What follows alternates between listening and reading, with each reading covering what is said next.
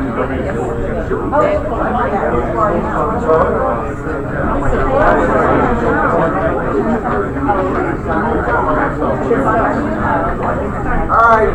hello.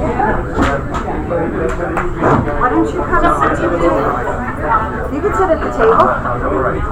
Okay. Folks, welcome to the village of Airmont. And if I can call your attention, I would like to start the meeting. So if you all quiet down for a minute, with all due respect. So now I'll start the meeting. I welcome everyone to the Village of Airmont Zoning Board of Appeals on September 12th, 2019. I'd ask everybody to please rise and join us in the Pledge of Allegiance to the flag. Pledge allegiance to the flag of the United States of America and to the republic for which it stands, one nation, under God, indivisible, with liberty and justice for all. Thank you. Before we continue, I want to appoint Matt Ryan as a voting member on this board this evening, as we are a regular voting member absent. He is an ad hoc member who comes to meetings and is now, well, I wouldn't say federalized, but he's activated. Okay. Deputized. Deputized. Okay. Deputized. Roll call. Yes, please. Member DiFrancesco? Here. Member Piccarelli? Here. Member Katz? Here. Ad hoc member Ryan? Here. I know Scott Meyer, member, is not going to be here. I don't know about Robin. She might be running late. And Chairman Cavell? I'm here. Okay. All right.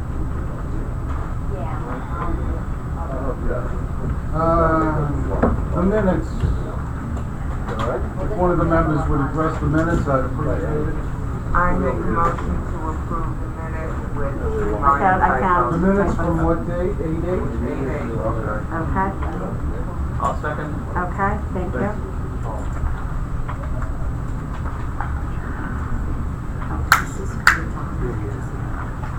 All those in favor? All those in favor? Aye. Aye. Okay. Carried unanimously. The minutes of August 8th, 2019 are accepted. Thank you. To the record. All right. Okay. Also for the record, Scott Meyer and Robin were at that meeting, but aren't here now, so the voting members who were in attendance were Chairman Cavell, Mr. Katz, Mr. Piccarelli, and Ms. DiFrancesco. Okay.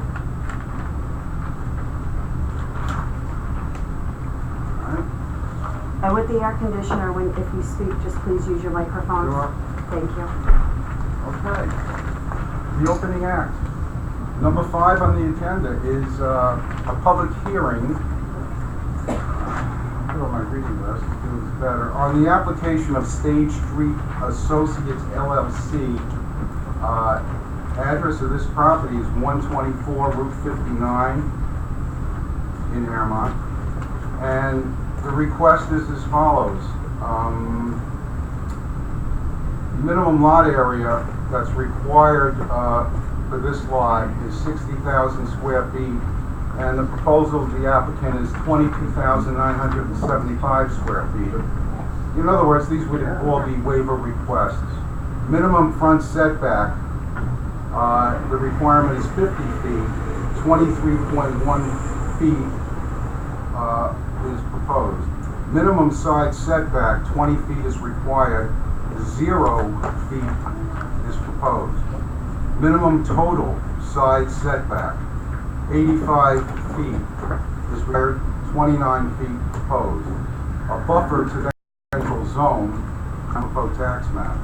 The property is located in the LO zoning district and is comprised of 22,975 square feet. The street address is 124 Route 59, Suffolk, New York, 10901. We have some correspondence from the Rockland County Department of Planning. Would it be appropriate that I read that into the record at this time, Dan? For someone to read it, yeah. All right.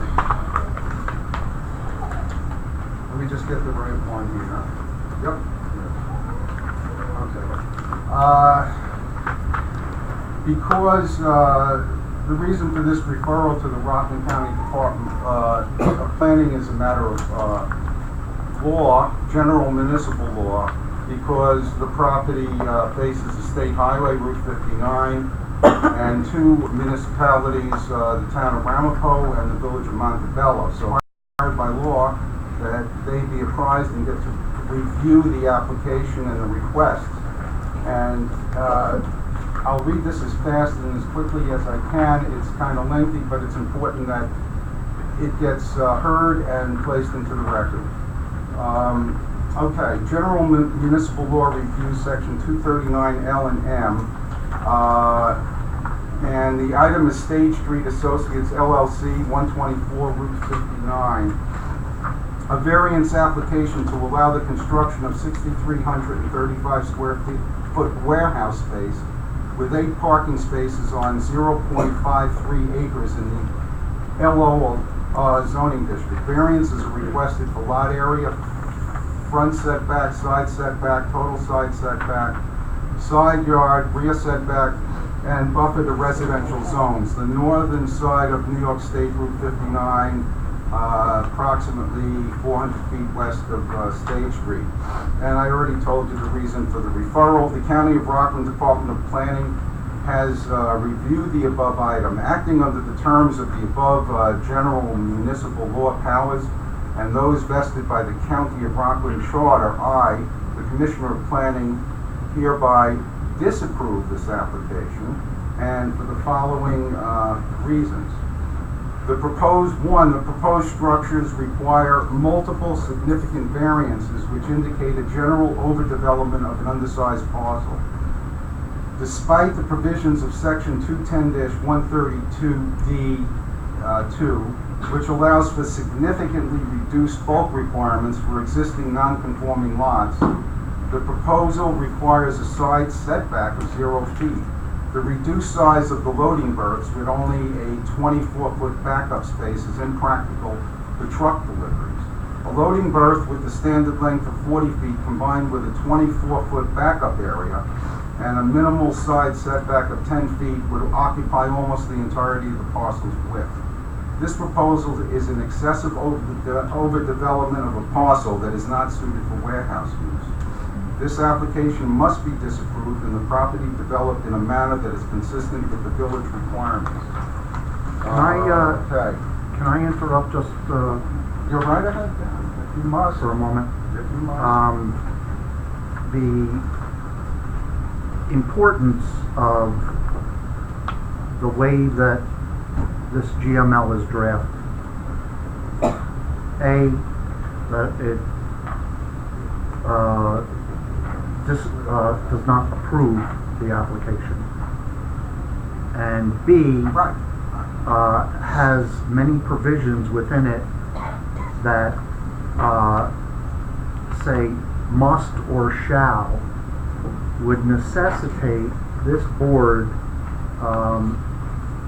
by a supermajority override any provision contained herein that says must or shall, but that cannot be or is not complied with. So, out of 5 members, 4 would have to vote in favor, and it would be, number 1 would definitely be one of those required overrides. Okay. I'll continue reading. Please bear with me. I'll read as fast as I can, and at the same time so I can be understood, if I can do that. Permitting development does not comply with the applicable bulk standards.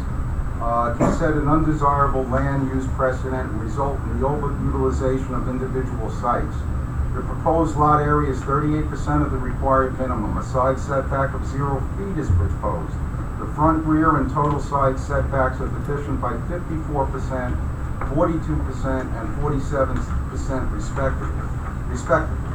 The ability of the existing infrastructure to accommodate increased density on undersized parcels is a county-wide concern and must be evaluated. This evaluation must consider whether local roads will become more congested and the sewer system, stormwater management systems, and the public water supply will be overburdened. The village must consider the cumulative and regional impacts of permitting such development. As indicated above, the application must be disapproved to maintain the integrity of the zoning ordinance. The following Also requires an override. Right. The following comments address our additional concerns about this proposal. The town of Ramapo and the village of Montebello are two of the reasons this proposal was referred to this department for review. The Ramapo boundary is adjacent to the southern property line along Route 59. The Montebello boundary is adjacent to the rear property line to the north. New York State General Municipal Law states that the purposes of sections 239M and 239N shall be to bring pertinent intercommunity and countywide planning, zoning, site plan, and subdivision considerations to the attention of neighboring municipalities and agencies having jurisdiction. Such review may include intercommunity and countywide considerations in respect of compatibility of various land uses with one another, traffic generating characteristics of various land uses in relation to the effect of such traffic on other land uses and to the adequacy of existing and proposed thoroughfare facilities, and the protection of community character as regards predominant land uses, population density, and the relation between residential and non-residential areas. In addition, Section 239-NN was enacted to encourage the coordination of land use development and regulation among adjacent municipalities. As a result, development occurs in a manner that is supportive of the goals and objectives of the general area. The town of Ramapo and the village of Montebello must be given the opportunity to review the proposal and its impact on community character, traffic, water, quantity and quality, drainage, stormwater runoff, and sanitary sewer service. The areas of countywide concern noted above that directly impact these municipalities must be considered and satisfactorily addressed, as well as any additional concerns about the proposal. The July 16, 2019 narrative provided by the engineer indicates that a variance for the buffer to a residential zone is required, but is not indicated on the GML referral form or the site plan bulk table. In addition, the narrative does not include a proposed number of feet to the rear setback. The GML referral form states a 0-foot rear setback is proposed, but the bulk table indicates that a 29-foot rear setback is proposed. Lastly, the GML referral form indicates that proposed use is warehousing, office space, and accessory housing. The narrative site plan notes and parking calculation indicate that only warehousing is proposed. All materials must be consistent. All proposed uses and required variances must be clearly indicated. If any uses other than warehousing are proposed, the parking calculation must be amended to account for those uses. The public hearing notice must be reviewed, and if it contains incomplete or inaccurate information, reissued. Number 5, the applicant must comply with all comments made by the Rockland County Department of Health in their letter of June 25th, 2019. The applicant must comply with all comments made by the Rockland County Sewer District in their letter of June 14th, 2019. Number 7, a review must be completed by the Rockland County Office of Fire and Emergency Services, the Village of Airmont Fire Inspector, or the Tallman Fire Department to ensure that there is sufficient maneuverability on site for fire trucks in the event an emergency arises. 8, a review shall be completed by the New York State Department of Transportation and all required permits obtained. 9, public sewer mains requiring extensions within a right-of-way or an easement shall be reviewed and approved by the Rockland County Department of Health prior to construction. Truck and fire turning plans must be provided. They must be stamped by an engineer, and the fire truck turning plan must delineate fire lanes and fire department connections. 11, we're almost done. The landscaping plan is inconsistent with the site plan. Landscaping is proposed in the location of the dumpster enclosure in the snow storage area. There is also a turnaround area shown on the landscaping plan that is not indicated on the site plan. All materials must be consistent. In addition, the renderings provided on the landscaping plan include a large number of trees on adjacent properties, which gives an inaccurate impression regarding the amount of screening provided. The landscaping plan must be amended to be consistent with the site plan, and the renderings must be revised to remove any vegetation on neighboring properties. 12, it is likely that vehicles will use the paved areas between warehouses A and B for parking. The village must monitor this turnaround area to ensure it is not used for parking. 13, the landscaping plan shall be amended to provide low evergreen shrubs in front of the area between warehouses A and B to shield neighboring properties from vehicle headlights. In addition, the proposal shall provide a landscape buffer along the eastern property line. 14, pursuant to General Municipal Law, Section 239M and 239N, if any of the conditions of this GML review are overridden by the board, then the local land use board, meaning this zoning board of appeals, must file a report with the county commissioner of planning of the final action taken. If the final action is contrary to the recommendation of the commissioner, the local land use board must state the reasons for such action. 15, and lastly, in addition, pursuant to Executive Order 01-2017, signed by County Executive Day on May 22nd, 2017, county departments are prohibited from issuing a county permit, license, or approval until the report is filed with the County Commissioner of Planning. The applicant must provide to any county agency which has jurisdiction of the project a copy of the commissioner report approving the proposed action, or a copy of the Commissioner of Planning recommendations to modify or disapprove the proposed action, and a certified copy of the Land Use Board statement overriding the recommendations to modify or disapprove and the stated reasons for the Land Use Board's override. This is signed by Douglas J. Schutz, Acting Commissioner of Planning for Rockland County. Town of Ramapo also sent something. Does this need to be That's Town of Ramapo Department of Public Works. Public Works? Would you like that read into the And then record? there's a Town of Ramapo letter dated August 14th that No. indicated they had no comments. Who had no comment? Town of Ramapo. Oh, the town. Right. That's the one I put in your desk. Okay. Signed by the building inspector, Ian Smith. This is all right. Town, real quick. Town of Ramapo, August 14, 2019. For 124 Route 59, they received our narrative summary regarding the above noted CDA submission, and they have no comment. So there you go. And Department of Public Works, Lori, would you like to read this into the record? Press my Chairman, voice. if I can, I mean, I understand the board has all these agency reviews. What about it?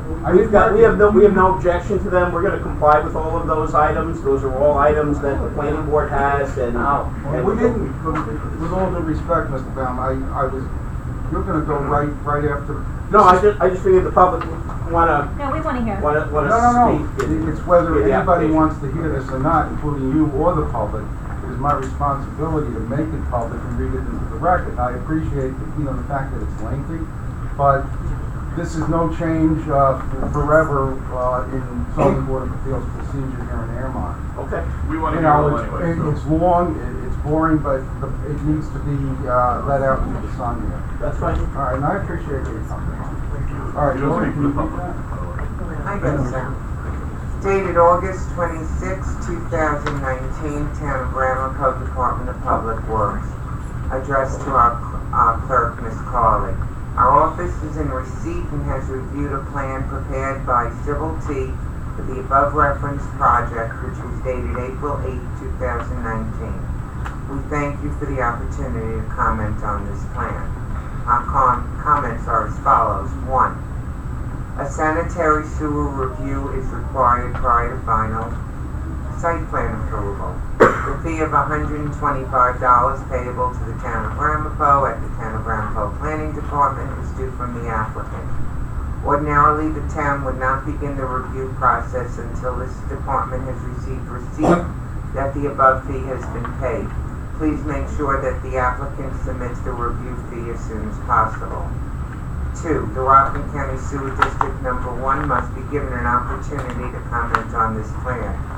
The comments must be provided to us. 3. The existing sanitary sewer connections must be depicted. 4.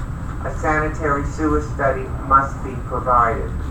5. There must be 3 foot of cover over the sewer connection. Verify warehouse F complies. 6. A sanitary sewer profile is needed. 7. Only one connection is permitted per lot. The 2 connections should be tied together in a manhole and then connected by gravity. 8. The town sewer notes must be on the plan. 9. The building connection detail has portions that are not legible. 10. A connection to existing manhole detail is needed. 11. A clean out in the travelway detail is needed. 12. The sewer must be 25 feet from any infiltration practice. This includes the stone envelope. It must either be encased in concrete or sleeved. 13. The complete design and details of the pump station must be provided. Please keep us informed of all developments in this project. If you have any questions, do not hesitate to contact me. Paul Gdansky, engineer. Thank you very much. We're almost there, Mr. Bam. I have a couple more.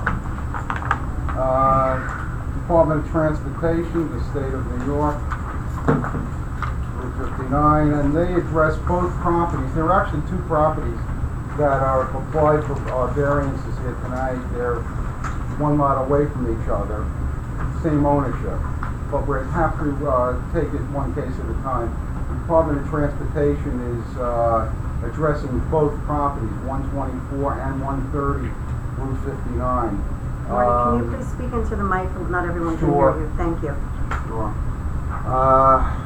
So I'll go through this quickly. Their comments clearly show the existing driveway and the proposed driveway. 2, please include the curb layout, radius, and dimensions of the driveway. 3, the 124 address curb line appears to extend into the shoulder area. Please review and revise. 4, please refer to New York State Department of Transportation policy and design standards of entrances and Department of Transportation 608 standard sheets for layout. These driveway entrances are considered minor commercial. 5, please provide a profile for each driveway. 6, please include site triangles on plan sheet. 7, please include all proposed work within the state right-of-way, drainage, utility, sidewalk, etc. on separate plan sheets. 8, please show all utilities on the plan sheet. 9, please include all utility connections required for the project. Please note utility work will require a PERM 32 in addition to the PERM 33 COM permit application forms. Please clearly define the land dedication areas to the state of New York on plan sheet. 11, has adjacent property owner remove fence and shrubbery, question mark. Are any of the existing buildings being demolished? 13, the traffic impact study is under review and comments will be forthcoming. And they just go on, they assigned it a project number, and that's where that is. All right. And Rockland County Store. Department of Health? Department of Health. Oh. Department of Health. And then Rockland County Store. Oh boy. Rockland County Department of Health, Center for Environmental Health, this is real short. They received the application and this is what they have to say. Point number 1, the water services for proposed warehouse B must not be located under proposed warehouse A. The location and amount of water services required is to be coordinated with Suez Water, New York. 2, application is to be made to the Rockland County Department of Health for review of the system for compliance with the county mosquito code. And that's signed by Elizabeth Mello, Senior Public Health Engineer. Am I done, No. Ms. Carley? No. Which one left? Rockland County Sewer District Number 1. This? That's very lengthy, so I think you could just do the, Yeah. the Tell me how we can modify this one. I mean, it's like 5 pages. It is, It's most of it's standard. what we would call,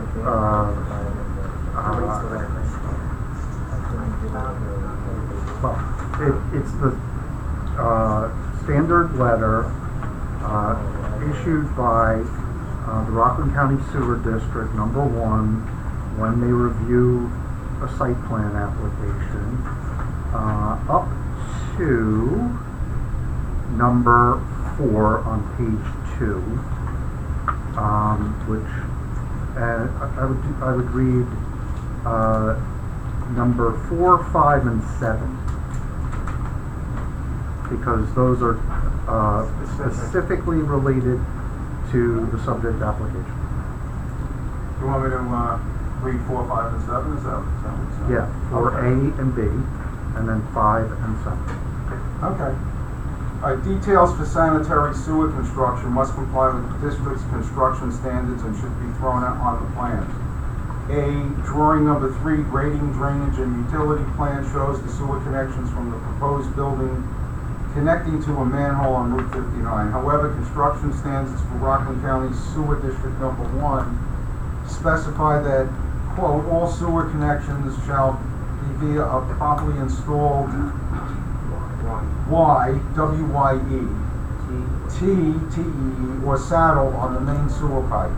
Please have the engineer revise the sewer connections to conform to the district standards. B, please have the engineer include the attached building connection trench detail on the drawings. 5, details for the sanitary sewer connections on Route 59 are also subject to the approval by the town of Ramapo and the New York State Department of Transportation. 6, any existing sewer connection proposed to be abandoned must be plugged between the edge of the right-of-way and the curb line with a permanent watertight plug or cap encased in concrete. 7, approval of the special permit application and the variances for 2 proposed commercial buildings with 6,335 square feet of warehouse space and up to 200 square feet of office space on a 22,975 square foot lot in the LO district does not require the applicant to pay an impact fee in accordance with the Rockland County Sewer Use Law as last amended in 2010. However, if the use or occupancy of the property exceeds 3 units, the district will require further review and the owner may have to pay an impact fee. Okay, We're done with that. We also have, correspondences, from the applicant's attorney and, interested and involved neighbors. You need that read? I mean, you just made a statement. What do you want me to do? Yeah. What? If you want me to read it, I'll read Yeah, it. go ahead, read it. Let's hear your voice. Okay, from Paul S. Baum. Dated, that's the gentleman Let's speak up. standing at the lectern. Dated August 30th, 2019. Addressed to Suzanne Carley, the Planning and Zoning Board Secretary for the village, regarding the Zoning Board of Appeals applications, plural, both applications, for by Stage Street Associates for 124 and 130, Route 59. Dear Suzanne, I'm enclosing a flyer that is being disseminated through social media relating to the zoning board applications by my client. The flyer contains the village's official logo and gives the impression that it was put out by and endorsed by the village of Airmont. In that regard, it is clearly designated to create the perception to the public that the village is in opposition to the project and as such is prejudicial to my client's interests. We request confirmation from the village that the village did not disseminate this flyer, does not endorse the flyer in any way, and that the use of the village's official logo was not authorized or approved by the village or any of its land use boards, members, or employees of the village. We further request that the village specifically and affirmatively notify the public that it did not disseminate, authorize, or endorse the flyer. Thank you for your consideration. Attached to that letter, you all have a copy? Were any of you involved in the preparation of this document, which bears the symbol of the village of Airmont and refers to this meeting and contains information relative to the opinion of the preparer of this document? I can affirm that I hadn't seen the document until the notes tonight and had no knowledge of it. Mr. Piccarelli? No knowledge previous to me. Mr. Cavell? No knowledge previous to tonight. Mr. Katz? Nothing involved, no involvement involved with that. Mr. Ryan? Had no involvement. Okay. Getting back to what Mr. Baum has asked for, I had no knowledge. I did not approve. Suzanne? No, no knowledge. Lou? No. Okay, so no one, with regard to the zoning board or the reviewers of this application, had anything to do with its dissemination, creation, or give permission for whoever prepared that to use the village's logo. I hope this satisfies your request that we affirmatively notify the public that we did not authorize it, and for the record, there's quite a bit of public here. Thank you, Mr. President. Thank you. Next,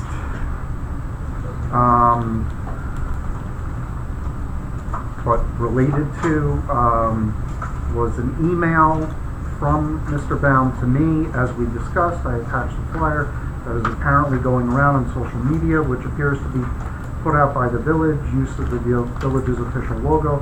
This is prejudicial to my client, as it gives the perception to the public that the village is in opposition to the project and has endorsed the flyer. The village should indicate that it did not send out the flyer and does not endorse the flyer, perhaps by putting something on their website. Further, the person or persons responsible for the flyer should be put on notice that they are not permitted to use the village's logo on any flyers. I will, Paul S. Baum, attorney at law. So, for the sake of the audience, don't use the village's logo on any submission or use of public mailing, in other words, placing it in a post office box or under someone's door or anywhere else without the express written permission of the village board. Some letters from interested affected property owners. Excuse me, Dan. Are you going to read that into the record at this time? Read what into the record? This What letter. what you just said? Interested property. You have communications from this interested property owner? So, I have what?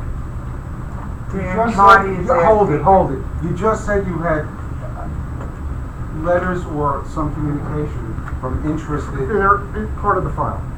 Yeah. They're not directed to me. No, I realize that. Are you going to read that? That's all I'm asking. Because if you are, I would, or if you think it's appropriate or must be done, I think it should be done during a public hearing part. Okay. And Yes. let the applicant's attorney present his case. I have, at this time, if that's, I have no problem with that. Okay. But you would require that to be read into the record sometime. I think what you are suggesting is appropriate, because if any of the individuals who wrote are actually here and may want to read it themselves, it may obviate the need for us to read it into the record. All right, thanks a lot. Okay. No, we're not there. What, to make a comment about the I applicant? just wanted to ask that again. I can't hear you. Applicants there, the owners or those of us concerned, if they're gonna read what he's gonna say, why shouldn't he read what the people are gonna say? I didn't say it wouldn't You be. will? Okay. Ma'am, later. I didn't say it wouldn't be read. It's a matter of procedure. This board absolutely will hear every comment from every property owner that's made, comment. That's what we do here. So it's just that at this point in time, I think the applicant's attorney has been very patient. So, Mr. Baum, you have the floor. Thank you, Mr. Chairman. And just, just please start off showing the public exactly where this property is and also in relationship to the second application, so they could be sworn in. No, go ahead. Go ahead, you got it. Thank you. You're Thank done. you. I'm done. I will be quiet. I'm turning off my microphone. Thank you, Mr. Chairman. See it? So, members of the board, my name is Paul Baum. I'm the attorney for State Street Associates. We're here tonight with regard to two applications, one for 124 State Street, Route 59, and one for 130 Route 59. So the first application that we're talking about is 124 Route 59. It's on the north side of Route 59, about 400 feet west of Stage Road. Okay, it's a 22,000 square lot. It's undersized for the zone, and the other lot is 2 lots over to the east, and that one's much bigger. We'll talk about that one later. That's about 1.32 acres, I think. So with regard to this lot 124, this is an undersized lot in the LO zone. The property can't be used by your code for any use in the zoning without a variance. We've been to the planning board. We've had a public hearing that was opened and adjourned, and the planning board heard comments from the public, as you will tonight. We know this is a very contentious application, and a lot of people don't like it. We understand that. But the applicant does own this land. They've owned it for a long time, and they want to try and do something with it. So if the use that they came up with was this warehousing concept that's before you, the type of use is going to be sort of like, if you're familiar with, what is it, Scoop Rock Industrial? So it's going to be some, brick buildings with a bay, small offices, probably used by tradesmen to store their materials and supplies, maybe vendors that need to store some of their wares. That's the type of use. That use is allowed in the LO zone as a special use permit of the planning board. I will go through the list of other types of uses that are allowed in the LO zone. Besides the warehouse, you have underground, surface, or overhead utilities. Well, private people can't put those in. Reservoirs and standpipes, child daycare centers, public utility buildings, hotels and motels, office buildings, laboratory and research facilities, medical and dental clinics, outdoor recreational facilities, temporary structures, commercial recreation facilities, schools of special instruction, industrial uses, manufacturing of prototype products, and educational institutions with accessory housing. Those are your list of uses that are allowed in the zone, okay, in addition to the warehouse. All those uses have bulk requirements that this lot cannot comply with. Nobody can comply with. So in order for this property to be used for a use that's permitted in the LO zone, relief is necessary from this board. If the board doesn't give relief, the property can never be used. It's in effect like an inverse condemnation, a taking. I won't even go there right now, but the point of the matter is, this property cannot be used for any use in the LO zone without a variance. So even if it wasn't us, if it was somebody else came in, they want to put an office building, variances. Somebody wants to put a child daycare center, variances. They're all going to need the same variances that we're here for. Nobody's going to be able to do any project without a significant number of variances. I just want to make that point right up front. If you look on this map, you're going to see this pink envelope. This is not actually a building envelope. This is a negative envelope. In other words, if you meet the bulk requirements, and we're talking about the side setback, you have to have a side setback of 20 feet from one side and 65 feet from the other. Well, if you do that, the 20 feet from this side overlaps the 65 feet from the other. So we have a negative building envelope. Any use that you put there is going to have a negative building envelope. It's not a situation where you have a piece of property and we're trying to build something bigger than what it allows. We just want to build something at all. Mr. Chairman, just a quick question, and I won't interrupt. What was formerly, if anything, on address 124 in the last century? Anything? I believe it was a residential house. A residential and it house. was in poor shape, and it was recently raised, taken down, I think, at the request of the municipality, because I guess it was a nuisance and a potential hazard, and the applicant took down the building. Okay. Go ahead. Could I put a house there again? Could I put a house there again? Not, no comment yet. All right, but I do hear a question, wanting to know if we can put a house there again. No, we can't, because it's zoned LO, and single-family use is not permitted in the zone. So the property cannot be used for a single-family house. Right. We would have to go get a use variance, which is even more difficult to obtain than area variances. So I just want the board to be clear that it's not just our application that requires variances.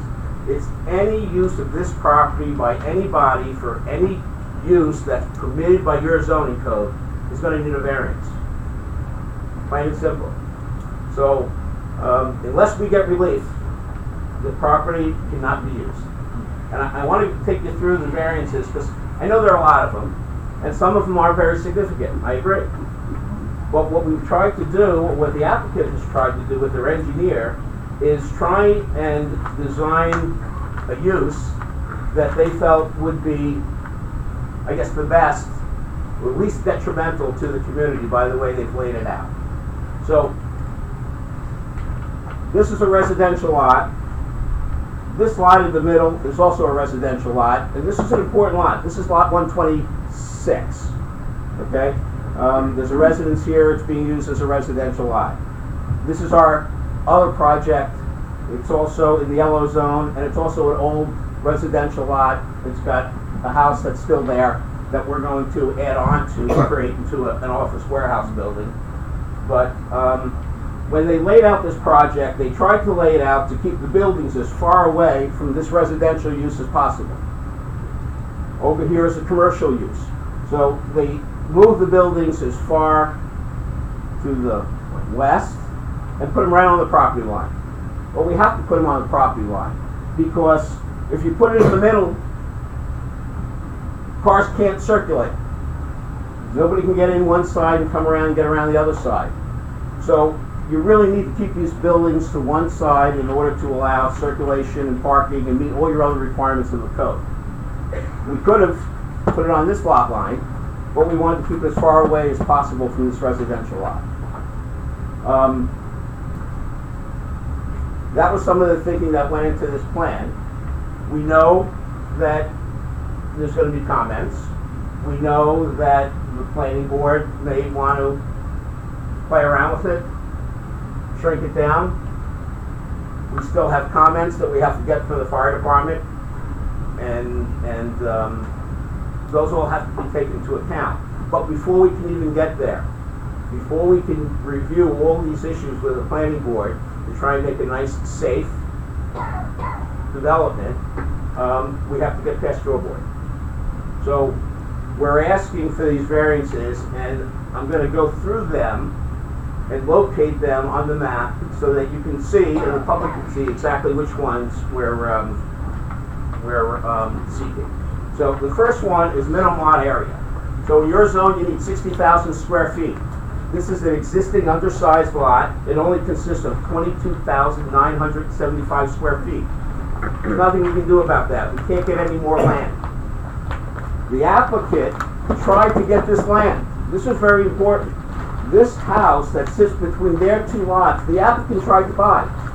As a matter of fact, they had a contract to buy it.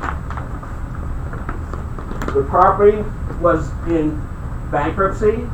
It was owned by Churchill Mortgage Investments, Gerald Hirsch.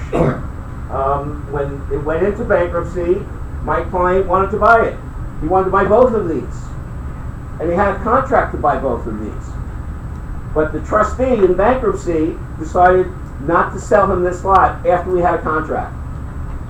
And litigation was commenced within the bankruptcy court to challenge the trustee's determination not to sell him this lot. And my client lost. The trustee sold the lot to Mr. Hirsch's son, who's here tonight. He still lives in that house. We wanted it. We had a contract to buy it. But for the trustee in bankruptcy, we would have owned it. And we would have had all three of these lots, and we would have had a nicer project. But we can't do that. And that's nothing that the applicant's fault. He tried to buy it. It was the process of the bankruptcy court. So,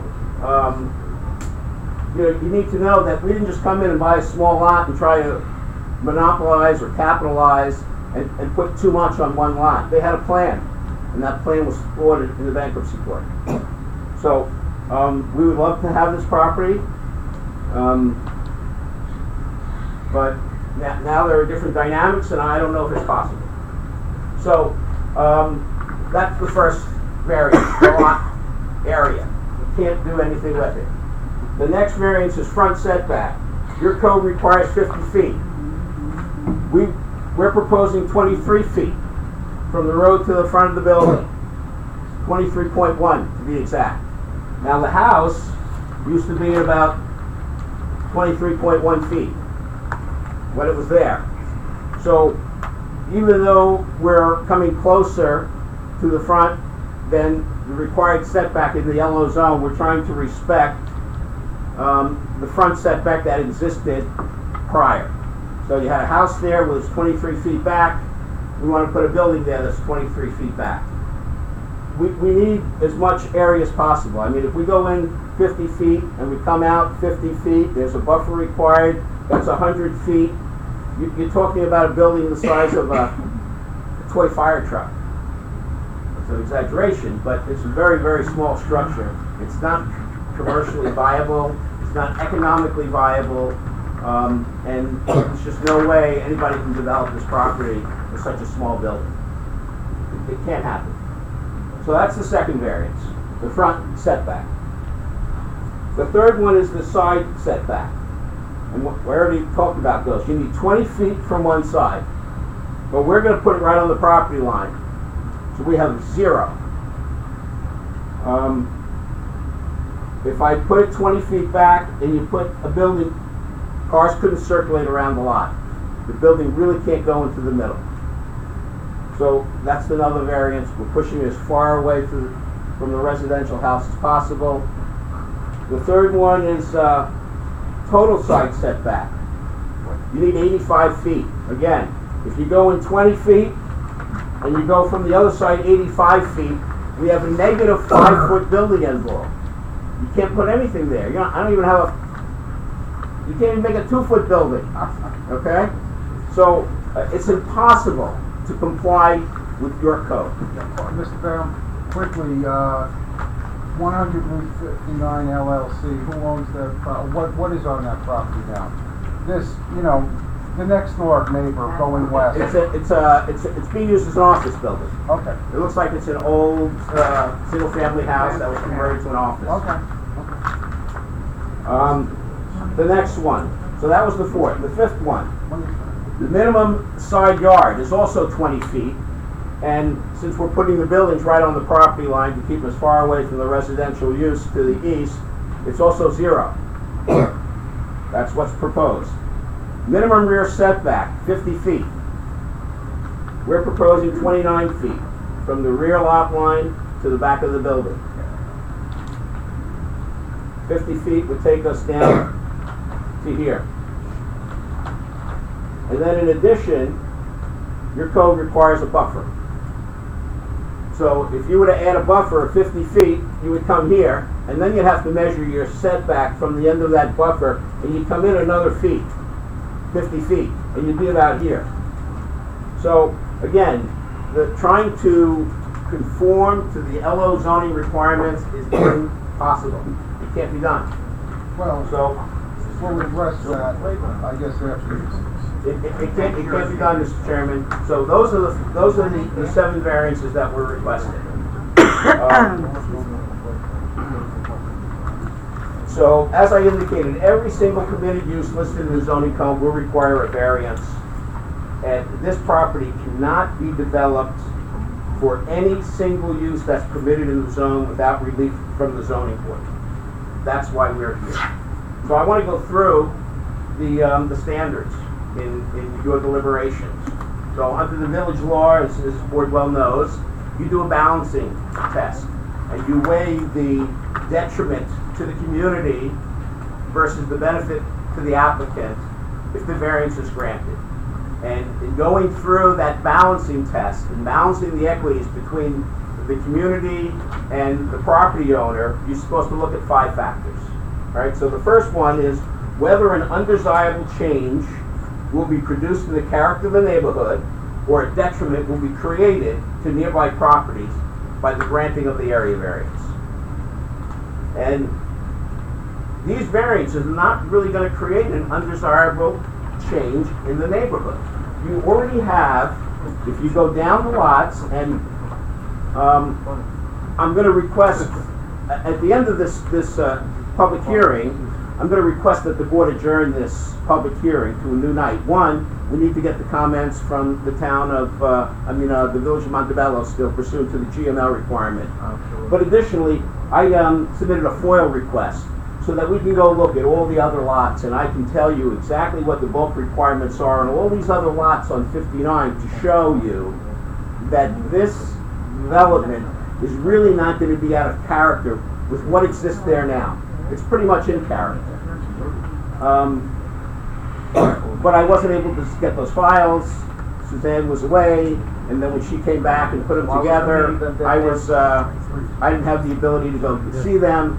Today was the first day, and it wasn't able to happen. So I just want to let you know that in connection with the argument that is it out of character with the neighborhood, there's going to be more information forthcoming. But if you look at a map, if you drive down the street, you're going to see all these properties have buildings that are closer than 50 foot from Route 59. So we're not really changing what's there. The previous house, as I indicated, was about 23 feet from the road. That's what we're going to be, 23 feet.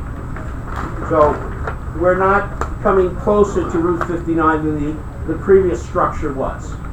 And that structure stood there for I don't know how many, 50 years, 60 years. So it's really not going to have much of a change in the character. It's an LO zone. It's a commercial zone. The warehouse is an appropriate use for this zone.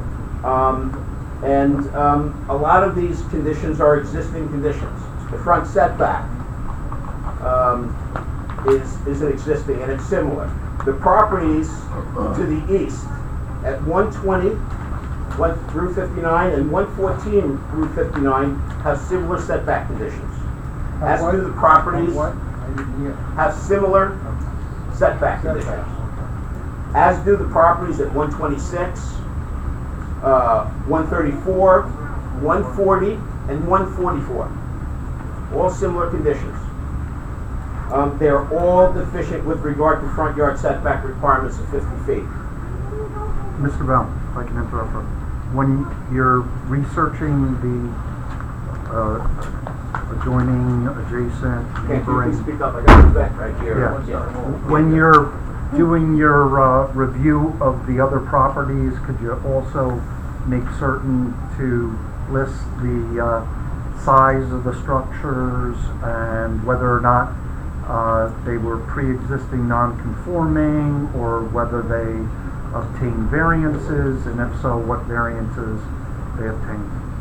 Whatever information that I can glean from reviewing these files, I will point out to the board and I will present to the board for them to use in their deliberations, Thank you. including the size and whether they're legal non-conformings or variances were granted, or whatever conditions that exist.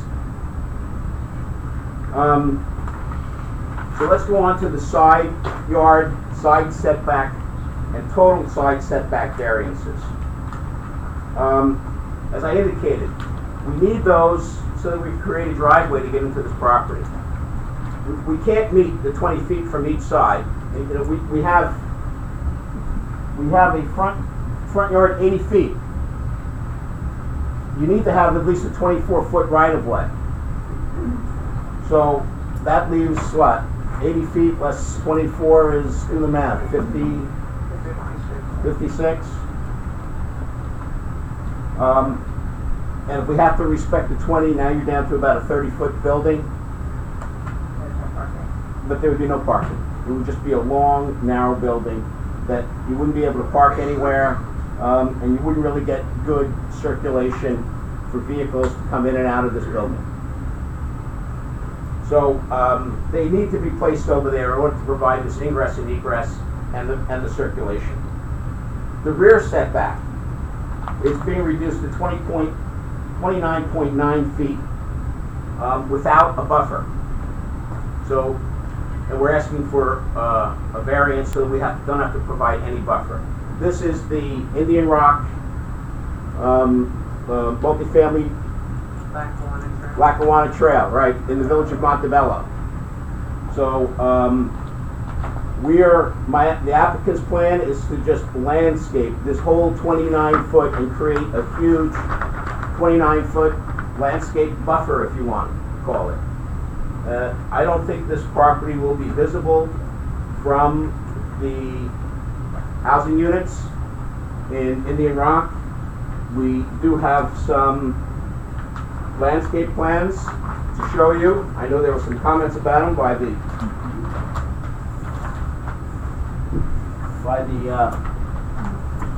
general municipal law, but we'll make these consistent. Do you have them?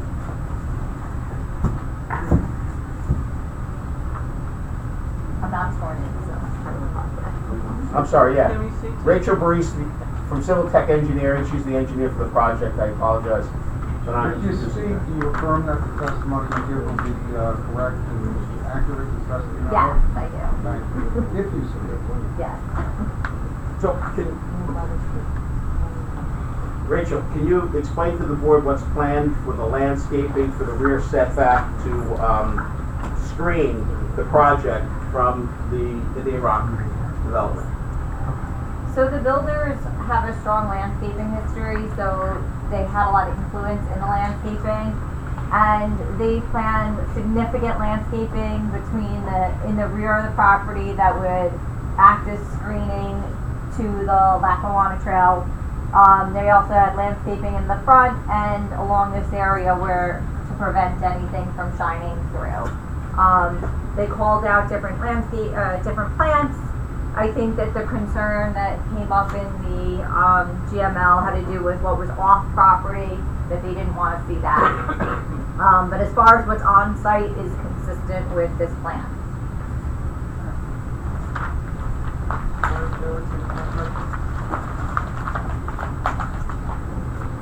Where's the driveway for the rear parking? Could you point that out on any of your? That's a different project. That's the other one. That's the project that we'd like to know about. Please, you gotta come through the chair and we'll get to the public shortly. So anyway, the point is that we need the relief from the rear. We will landscape it. We will screen it so that there will not be any detriment created to the Indian Rock homeowners. I know they were concerned about the rock wall. The applicant is preserving the rock wall. He's not going to change it. He's not going to move it. He's not going to take it down. He's just going to add additional landscaping. So with regard to the first one, our point is there's going to be no detriment to the adjoining medium-density multifamily development of Indian Rock, and it's not going to change the character of the neighborhood because it's going to be in line with the existing development along Route 59 in the vicinity of this project. I think the community opposition to the plan is not so much the variances themselves, but the use of the property. Any sort of use of the property. And I get it, I understand it. When you have something that's been that way for a long period of time and somebody comes in and now wants to develop a parcel of property, people don't like it. But it is zoned LO. We are proposing a use that's permitted in the zone. And it's appropriate development in the LO zone. So the second criteria is, can the benefit sought by the applicant be achieved by some method feasible for them to pursue other than the grant of an area variance? We don't have any other feasible alternative. This is the only thing we have. Nothing, again, it's not like we can build something in accordance with the zoning without variances, but we want to make it bigger so that we can make more money. That's not what's going on here.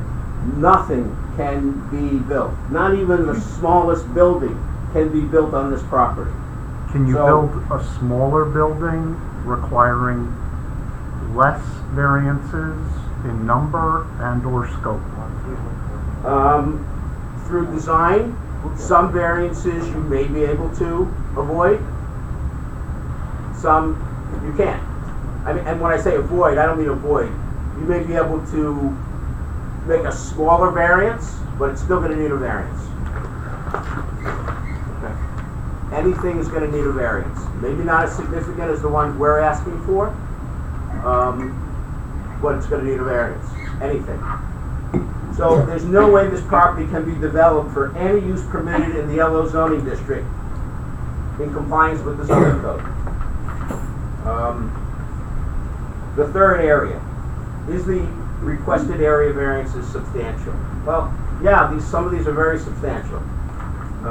As you noted in your GML, we have a disapproval from the county because they felt this is an overutilization. But I don't think they really understand that overutilization means that you're building a site out too much. We just want to do a simple 6,000 square feet of office warehouse here. We're not looking to cram a lot of stuff onto a lot and exceed the bulk requirements so that, again, we can have a bigger project. We just want to have a project. Okay? So I think the GML's requirements, the county's comments in that regard are a little off base, and we hope to convince you, and we hope that you'll see that these are the minimum necessary variances in order to allow an orderly development of this property. Will the proposed variances have an adverse effect or impact on the physical environmental conditions of the neighborhood or district? Well, you have to comply with SECRA.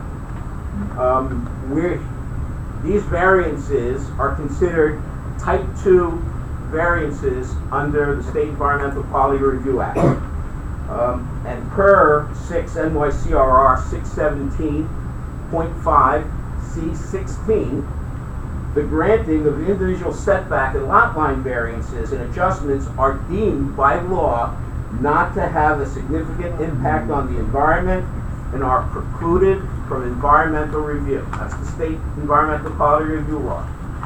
So the state has said these types of variances are not ones that are going to have an impact on the environment, and you don't even have to make a secret determination. Just recognize that they're a type 2 action under the law.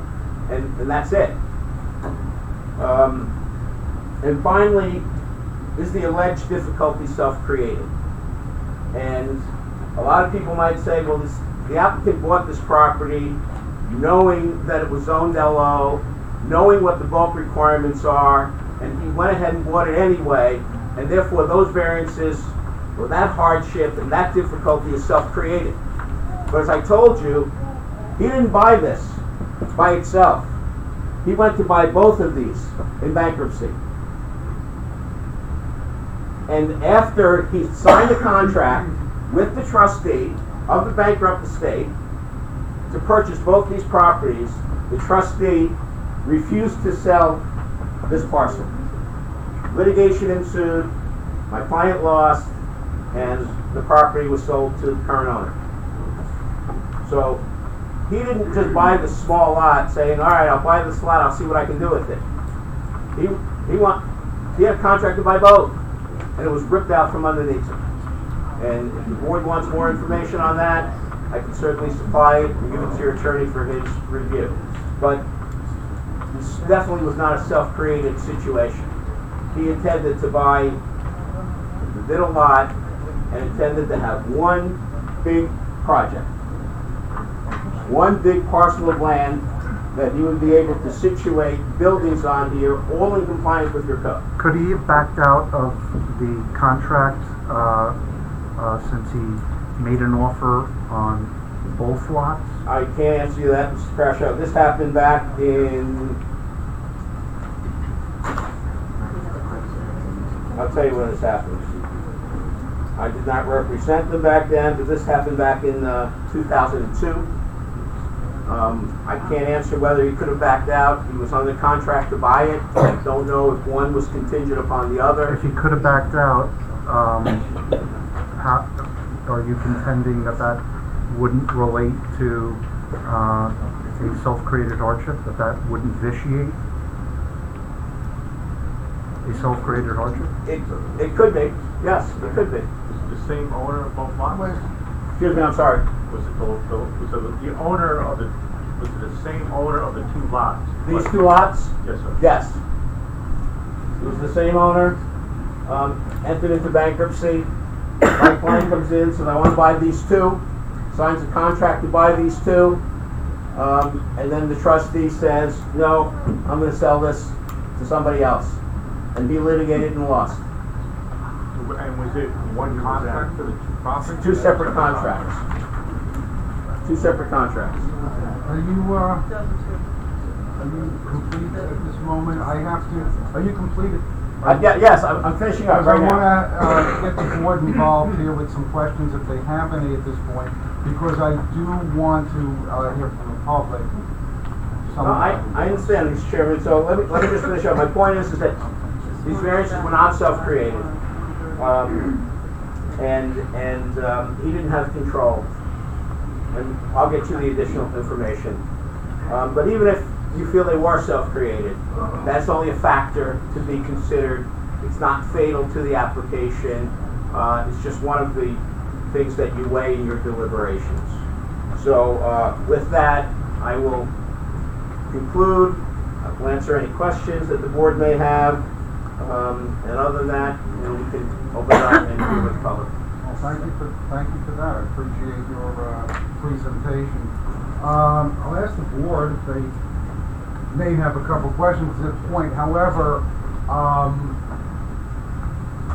I'd like to also keep in mind time, and public did make an effort to get out here with good numbers, and they deserve time as well. So we always reserve the right to re-question anybody, that we feel necessary. Would you like to be recognized? Yes, I would. I thought so.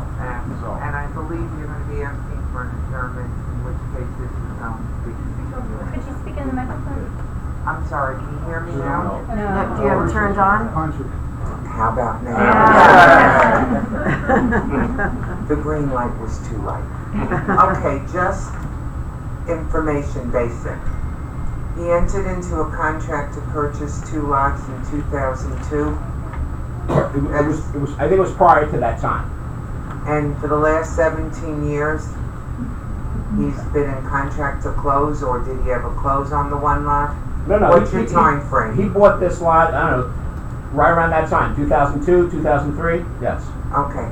When you went over the uses permitted, just for clarification for the public, you included all uses that are required through special permit, but this has uses by right, and those include the office building, the small professional. But it's the same bulk requirement. I understand that, and in your opinion, we heard your determination. I just have a few questions on that. You're referring to the fact that the office building would be 23.1 feet away, which would be consistent with a house that has been destroyed. That house was built way before any setbacks were set up. So, although I appreciate your point, I don't see that just because existing older, smaller buildings are close to the street, should they look for extensions, they would not necessarily be granted that access due to the traffic on 59, which never existed before, that you can't move on 59, and that 23 feet gets narrower and narrower. My biggest question to you is understanding the negative lot, and it is a negative lot. Your client went through and closed the transaction on this, and for the last 15 years has been whatever he's been thinking about it. The size of these variances, I've been sitting on this board almost 5 years, I think are the largest I've ever seen. And your buffer request, I'm not sure exactly how the 23 feet of landscaping you are comfortable asking us to go all the way with this. But my question to you is, the lot was purchased, your client has an economic need to develop. Asking for 3 warehouses on an undersized lot seems like a big economic. I think Dan said to you, isn't there another way? If you took away, not saying anything is granted, the last warehouse C, you would get your buffer and your backyard setback in reduction. So have you considered scaling this down where your variances, I understand your side yard. Okay, the lot is not wide enough to have property. You have enough property in the backyard. You have enough property in the front yard. So has your client considered revising and doing a smaller project, asking for fewer variances? I think that when they were, I mean, I can't talk to him, unfortunately he's not here, he had a planned vacation, and you know, it's tough to change those plans, he'll be here at the next meeting, and he'll be able to tell you what was going on back then in more detail and from a more personal knowledge standpoint than I have. But I mean, I think they've looked at different configurations to develop this lot. Obviously, they have a certain sort of size of square Economic footage, return. right? To make a return, to make it a project that would be fiscally responsible, right? You're a developer, you're going to invest in real estate, you need to get a return on your money. If you can't get a return on your money of at least 5.5%, 6%, you might as well just take your money and stick it in the bank. So I think this is, and I'm not going to speak for him, but I think he determined that this is the minimum project that he needs in order to make this viable from a construction, financing standpoint. So then if I understand you correctly, and then I'm going to pass the mic to someone else, that your client's investment is the reason that he is creating a 6,300 square foot warehouse for his economic position. I can't speak for him, but I would say that's right. I'd rather him testify and tell you exactly himself. I thank you. I don't want to take up all the time. Very negligible. I appreciate that. Any questions at this point? If not, because I'm going to reserve my questions. I just want to clarify a point that I made before, or a line of questioning. It used to be that a self-created hardship in and of itself could be the basis for a denial of variances. That is no longer the case. That's a galaxy far, far away. And it would have to be more elements of the 5 elements than just the self-created hardship element. So I want to, make it clear that in spite of that line of questioning, that's not the only thing that the board has to consider and take into account. Okay, thank you, Dan, appreciate that. I'm almost to the public. Gonna crank up the mic. The board, I have a feeling, still has some more questions, but in deference to our neighbors who made an effort to be here, we're gonna go right to the public. If anybody has a comment to make on this application, I know there are 2, 124 and 130. As you know, I explained we're taking it one at a time. They are separate applications, but if you happen to talk globally, that's fine as well. I just ask that it be orderly. You raise your hand, I'll recognize you, state your name, address, and I'll swear you in, and speak as you will and whatever you care to say about the application. Lady in the second row. Want to make a motion? Oh, wait, motion. Wait, you have to open the public hearing. Arthur Katz, second. Lori DiFrancesco. All in And favor? It's all in favor. No opposed, okay. Thank you, Dan. Senior moment there, all right? Yes, ma'am. I just wanted to... I need you to state your name. Barbara Ruggiero, And and I live on Stage Street, What I know number? that's- what address? 16. We're not gonna stalk you or anything. Okay. But it's for the I got a record. light on anyway. Oh, okay. It's for the record. Do you affirm that the testimony you're about to give will be correct to the best of your knowledge? Yes, yes. Then I please affirm that. proceed. I didn't hear anything about how he's going to get in and out of, and I know it's, but you can't ask about, they're going to use Stage Street to get in and out of, that's all I wanted to know. Not on the separate. The applicant's attorney is shaking his head. Not for this property, that's the next application after this. Yeah, That's why we're here.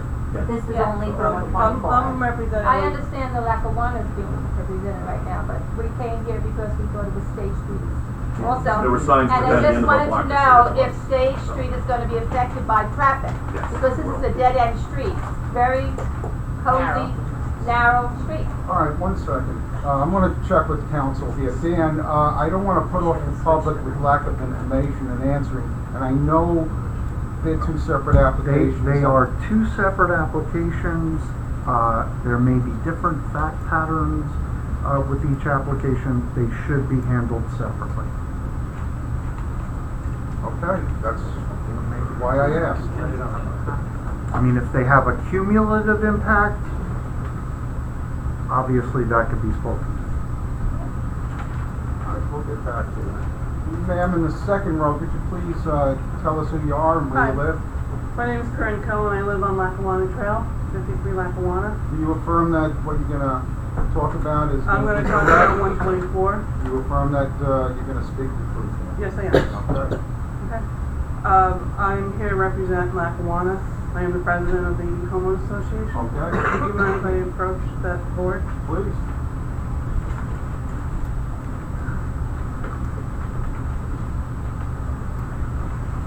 What this is not actually showing you is where our property and our houses stand on this line. And when we bought 27 years ago, with the understanding of this variance, with the 50, the barrier and the 50 feet, that's 100 feet. So our property line, our houses are right against this property line. Our sheds, our back property, which is only 4 feet, I mean, a little bit exaggeration there, maybe 10 feet, are right here. Really do not want any variances granted, or we don't. We've got 10 housing here, they're townhouses. Our back properties and our porches are right here. I have some, I did give pictures to the other board. My understanding, if I'm wrong, I apologize, if they were gonna be shown here or transferred here. If not, I have them on my phone if you would like to see them. And then in addition, you know, we're talking about, this barrier also stops noise, lights, and anything that will go into these backyards. Top of our homes are bedrooms, that's where our kids live. So, you know, Excuse me, there are two-story structures, three-story? two-story There's structures. two-story townhouses attached, and they do sit right back, I'm a real Right back estate on the broker, front, right right. back onto the Right line on the of the property line. property. Right on. Mhm. And they have small backyards. I Correct. believe what you're referring to is 29 feet is less than another neighbor's backyard for your bedroom. Correct. We have, these images on I file. have them on file with the All right, planning the board. board will get to see them. I will get them to them. Okay. So we appreciate that, but we will get to see them. And we will. And as the applicant's attorney said, he's gonna ask for a In the jury. continuation of the public hearing, so they'll have plenty of time to get it in their next packet. And I'd be happy to bring them to the next board meeting Okay. as well. But I'm just gonna speak about the back variance for 124, and we have other issues with 130. The only thing I'll say 120 is also 130, is we are still very concerned about drainage. Yeah. We're already getting enough water off these back properties into our land, so we don't want any additional. Have you ever had any flooding in it there, or Yeah, we've in had- heavy we have weather? flooding. You have? Yes, quite a bit. You have. They took down the structure and took down some trees. So people that live here are reporting more during heavy rains, more flooding issues. Thank you for your Thank opportunity. you very much, gentlemen. Appreciate it. Gentlemen, is that a gentleman? Yeah. That's a gentleman, sir. My name's Paul Brennan, I live at 43 Lackawanna Trail. Do you affirm that you're gonna offer truthful testimony to us? Yes, I do. All right. Alright. Firstly, before I start, since I am a public sector employee, Just speak up. I appreciate everything you guys do. I know how this is a difficult job. My main concern is drainage also. I'm a former board member of the homeowners association, and I have a very, very big concerns about drainage because every time there's been development along 59, it has adversely affected our development. Right? We do get a lot of flooding. When the shopping center was put in, there's a huge retention pond that had to be put in to take the drainage from the shopping center, which is right on our property line. It's right as when you go into the development, and after a 15-20 minute rain, we have a lake, okay, in that retention pond, okay, every time. All right, so the amount of water that comes off of 59 is very significant. All right, when the new dental building was built, Dr. Caladegro's, the oral surgeon building, when that put in, that negatively affected our property. We had to do additional drainage work, put in a little additional storm drains in the property because the water just flows off of 59, right? And this area here, I'm very concerned with because the area behind these houses, a very short distance, and then there's a big rock wall which is about 15 or 20 feet high. And if there's significant drainage issues, the integrity of that wall is going to be a very big issue. So I think there's a lot of concerns in terms of the drainage as well as the buffer in terms between the property. I understand, and I'm a firm believer that property owners should have a right to develop their property. However, you look at these variances, this is nothing more than trying to put 50 pounds of potatoes in a 10-pound sack, right? And with any real estate, it's risky, right? And to go ahead and purchase property knowing that it's not developable, right? I work for the county auctions slices of land all the time that are not developable, right? People bought them, realize that, they finally go into tax foreclosure, but there's slices of property all over this county that are undevelopable. And that's the risk you take when you buy a piece of property. You know what the zoning is, and you shouldn't be coming in and trying to ask for these type of variances when you took the risk to purchase the property. Thank you very much. This gentleman over here. Can you identify yourself and we'll get to you? Jeff Beatty, I live at 21 Stage. Now, I need my You, testimony. Yes. Everything I'm going to say is going to be true. I hope so. Yes. I am a New York City police officer, been for 17 years. I'm a detective now, so I need to get my testimony on the other project on record because I cannot keep switching my schedule for these meetings. Okay, so I was wondering if I can at least put what I need to say out there so everybody knows what I have to say, because I probably cannot make the other one because I think the other project was pushed off so Mr. Turco could be here and feed everybody more lines of, you know what? He fed me a lot of lines. So let's not get accusatory. I'm just saying, he fed me a lot of lines when he came down and did this water test that they did one day. Told me that there was going to be no access on State Street whatsoever, zero impact on stage. All right, hold 1 second. Yeah. I have to get it on record. Can we be neighborly here and let them address that, or what? I don't have any answers, I just need an address. Do you have any objection, Mr. Brown? I don't have any objection, but that application is not, for the 1:30, it's not off for another night. That's on for tonight too.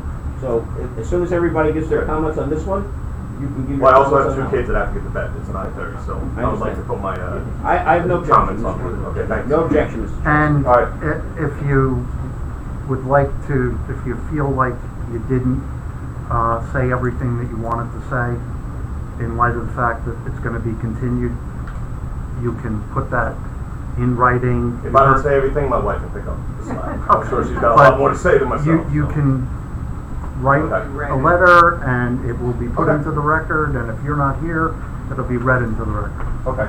All right. Cool.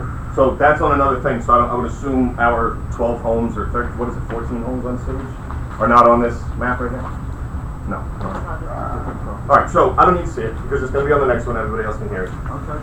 So with my profession, my biggest concern is safety. Safety of the residents on that block, safety of the 12 children that around reside on that block, my 1-year-old and my 3-year-old, my 1-year-old daughter, my 3-year-old son, and the impact that it may have, that the warehousing may have with impact on crime, and or if a fire is going to happen, how are these fire trucks going to gain access to these properties, right? So this maneuverability analysis update, I want to know if that has been done by the Tallman Fire Chief. He said he would do it in a past meeting, I believe. The issue is State Street cannot fit. It's not a 2-lane road. It's a 1-way dead-end street that goes down a hill. Okay, you can almost ski down the hill in the wintertime because we're the last road in the town to be ever plowed. So there is no way a fire truck and/or ambulance can turn around unless it's on my property. I'm directly across the street from 22 Stage, which is where the proposal on the other 130 to where their bottom lot is going to be. There's no turnaround. There's no cul-de-sac. They turn around in my driveway. All right. Countless years, Village of Airmont has contracted snow removal to different types of companies. Every year, they create damage at the end of my block because there's nowhere to put the snow at the end of my road. Sometimes I have to call the town and complain about it, and they send a giant bucket loader down and push the snow more into the woods because half of my driveway is built up with snow. So how's a fire truck going to turn around down there? What they're going to have to do, what's going to happen, is they're going to have to turn around on my property once again. So I need that issue there. There's no hydrants on the block at all. I think there's a hydrant at the top of the block. So again, if there was a fire tonight in my house, how's a fire truck going to get down there to be able to put that fire out? So there needs to be more hydrants actually put into that other project. And what if the sprinklers in these buildings malfunction? What's going to happen for that? How are they going to get to this building to put out this fire?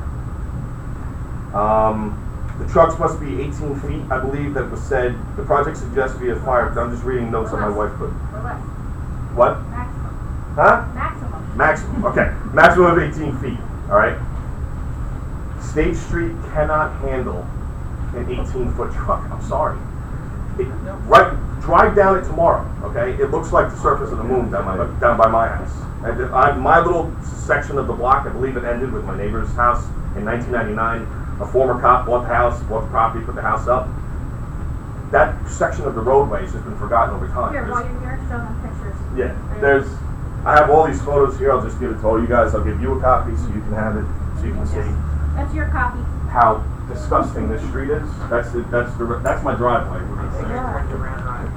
That's what I'm saying. So I mean, it directly impacts my property, this project, and I know it directly impacts everybody on this block, but more so myself because these cars are going to be entering and exiting this 130 project that's not even up here right now, and which I believe 90.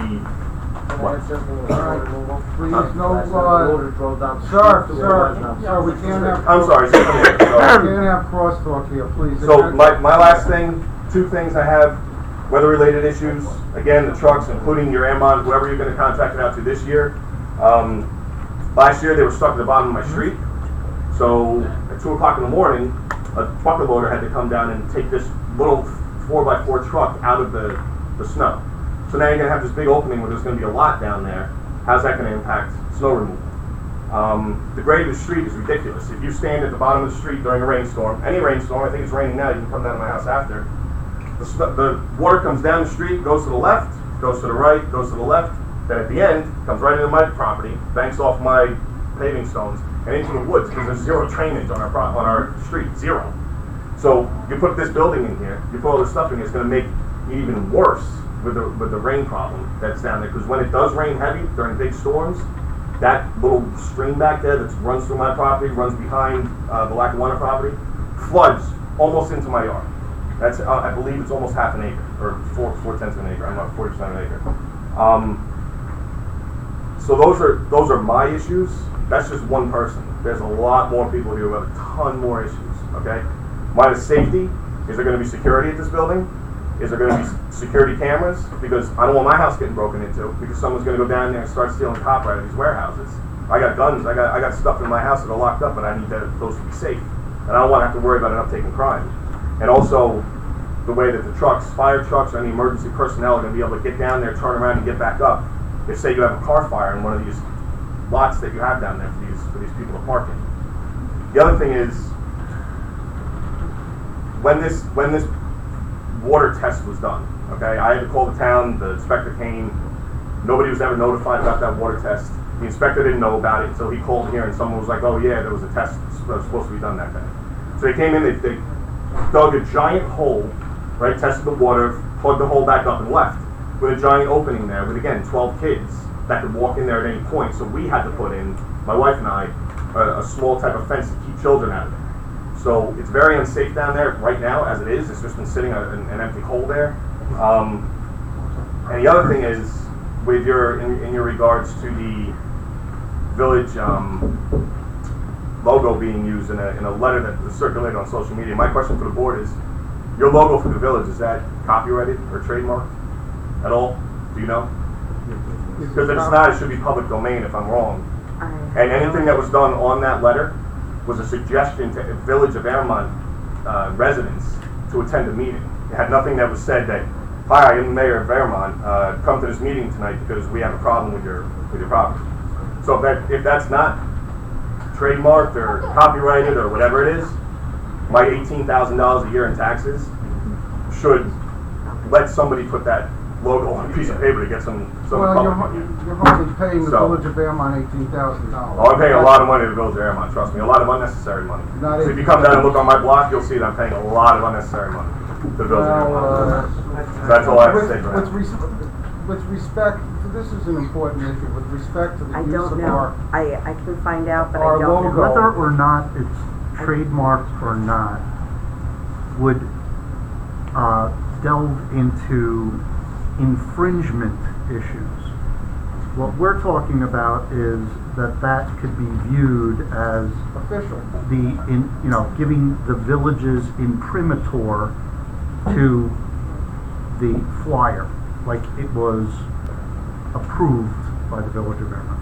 We're not. I agree. That's all I wanted to put out there. Yep. That's all I said. I'm not Understood. looking for a back and forth. That's all I wanted to say. If it So- was challenged, it would become, a legal situation between public and the municipality, but it hasn't reached that point, so. That's all I wanted to know. I just wanted to put that out there because that was a point that had to be brought up tonight during this meeting. So, Alright. thank you. Thank you. We really need to address, we can't, without, hearing testimony from, the applicant, we really can't delve into, in all good conscience, to the 130 address, in totality. Would you agree with that, Counselor? Any further comments on the application that we didn't hear presentation on?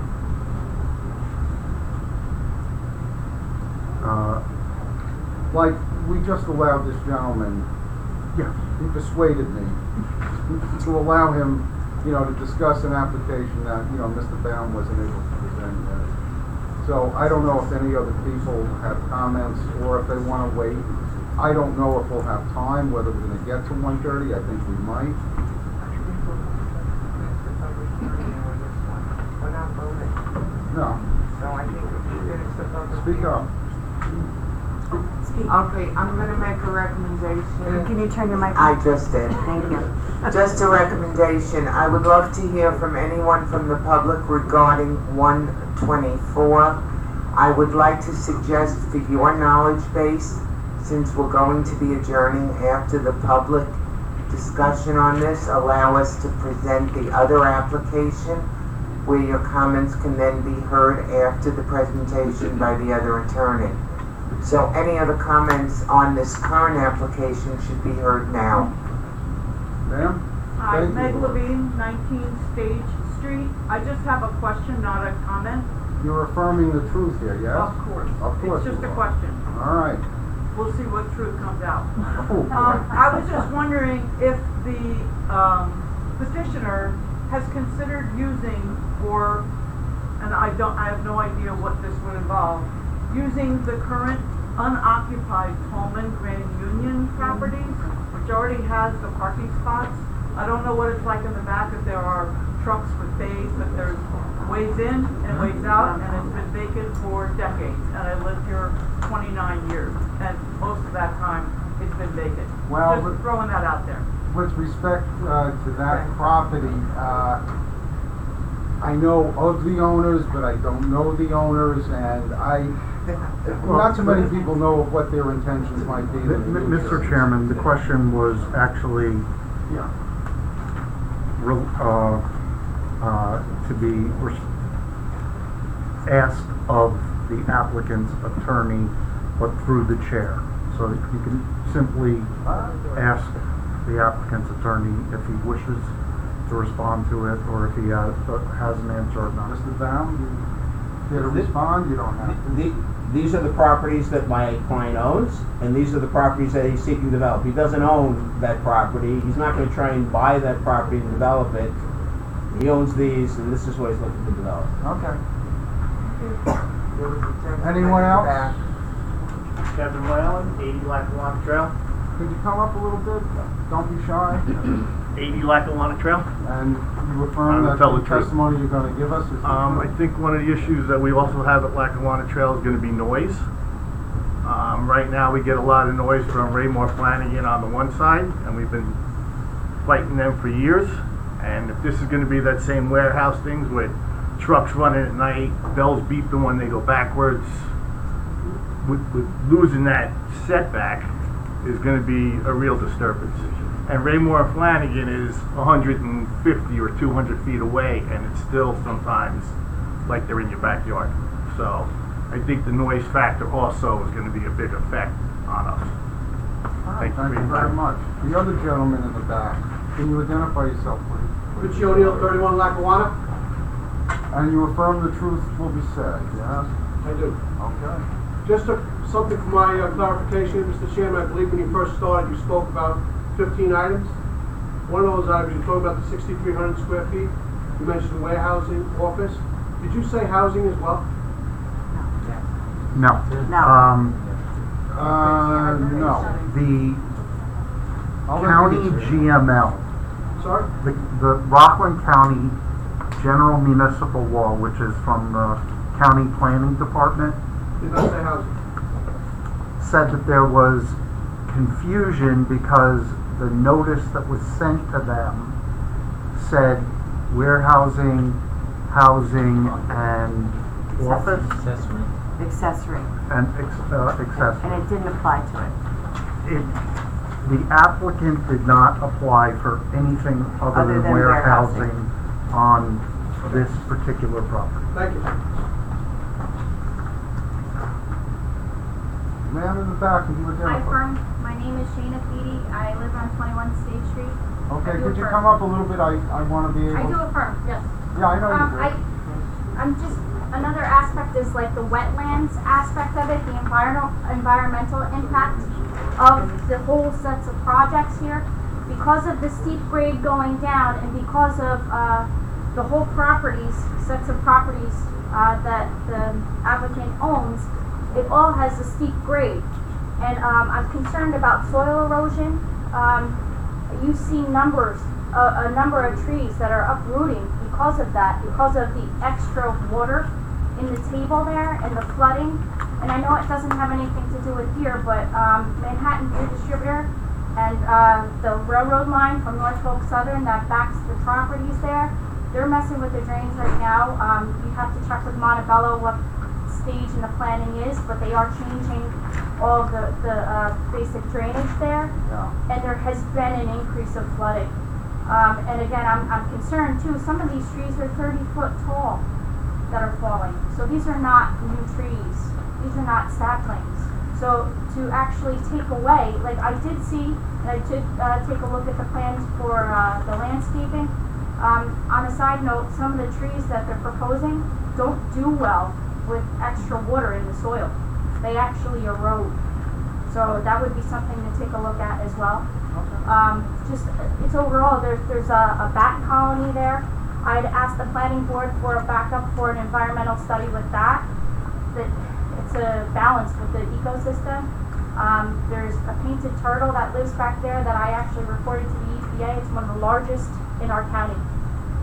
Yeah, it's big. Just overall, it's just the disturbance in general. Air pollution, it's a concern. Again, the noise pollution, the light pollution, and if you're taking a lot of those trees away, you could actually see straight through right now with the leaves starting to fall, and that's their properties. So really there is no more trees there. So it's more than just bushes. It's about the soil erosion. I'm starting to see where those trees came down, you see a shift in the land. So it's not just, it's the overall picture of our village. Okay, thank you. Thank you very much. There's that hand in the back corner, guys. Can you recognize, I can't. Oh, no, no. I know, that's why I'm in the very back, sir. No, no. Will you stand up? I just. There was someone behind you. No, I wasn't waving, I was. Oh, you were waving? Just as a point of information, are we You need to tabling? identify yourself. You can't just be speaking out of the, you can talk if you want to be recognized. He wants to talk about 124. We are talking about one. I'm sorry, when he wants to talk about 124. All right, hang out a little bit. Get there. I appreciate it. Mr. Chairman? Yes? Can I make a motion that we adjourn this part of the public meeting and move on to the next item on our agenda? Can you make that motion? I would like to make that motion. You absolutely can. I think it's appropriate, given the circumstances of this dual, same owner but separated application, to the interest of getting more information from our applicant. Mr. Chairman, I have no objection to that. I think it's a great suggestion that we move on because I think most people are interested in the next application. I would just request that you adjourn this to next month's meeting so we have a date certain to reconvene regarding the public hearing. Excellent. Ms. Sam DeFrancisco, if you want to make that motion, please I make do a so. motion to Continue. continue the public meeting on the date Continue the public of hearing. Suzanne. Continue the public hearing for 124 State Street. Am I saying that? Yes, right? I said it right. 124 State Street. For Thursday, October 10th at 8 p.m. Until Thursday, October 10th at 8 p.m. 124. For Route 59 State. 59. I'll second the motion. All those in favor? Aye. Motion carried unanimously. Can I make a comment? Wait, who seconded Yes, that? you may. I missed who seconded. What? Chairman. Marty, thank you. And all voted in favor. Okay. By the board continuing the public hearing, anyone who got prior written notice will not get a new notice. This is your notice. In other words, it doesn't have to be, it doesn't need to be re-advertised when you continue a public hearing to a date, time, and place certain. That's what happens here. So, make sure you write it down. I just put it in my calendar, so, October 10th, 8 p.m. here. Thank you, Dan. And I also, before anyone gets up, I also want to mention that we did receive a document which was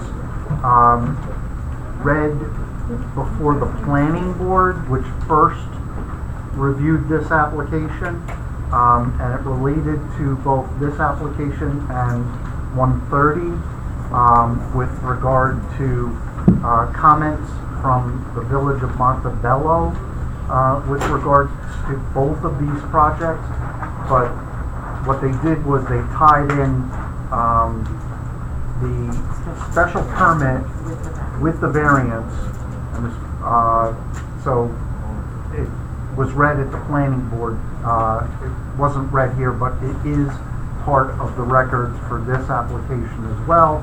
And anyone who wishes to get a copy can quickly, at any time during village business hours, come here, fill out a FOIL request, and get a copy of this or any other document with regard to any file, but in particular these two files, and it will be supplied.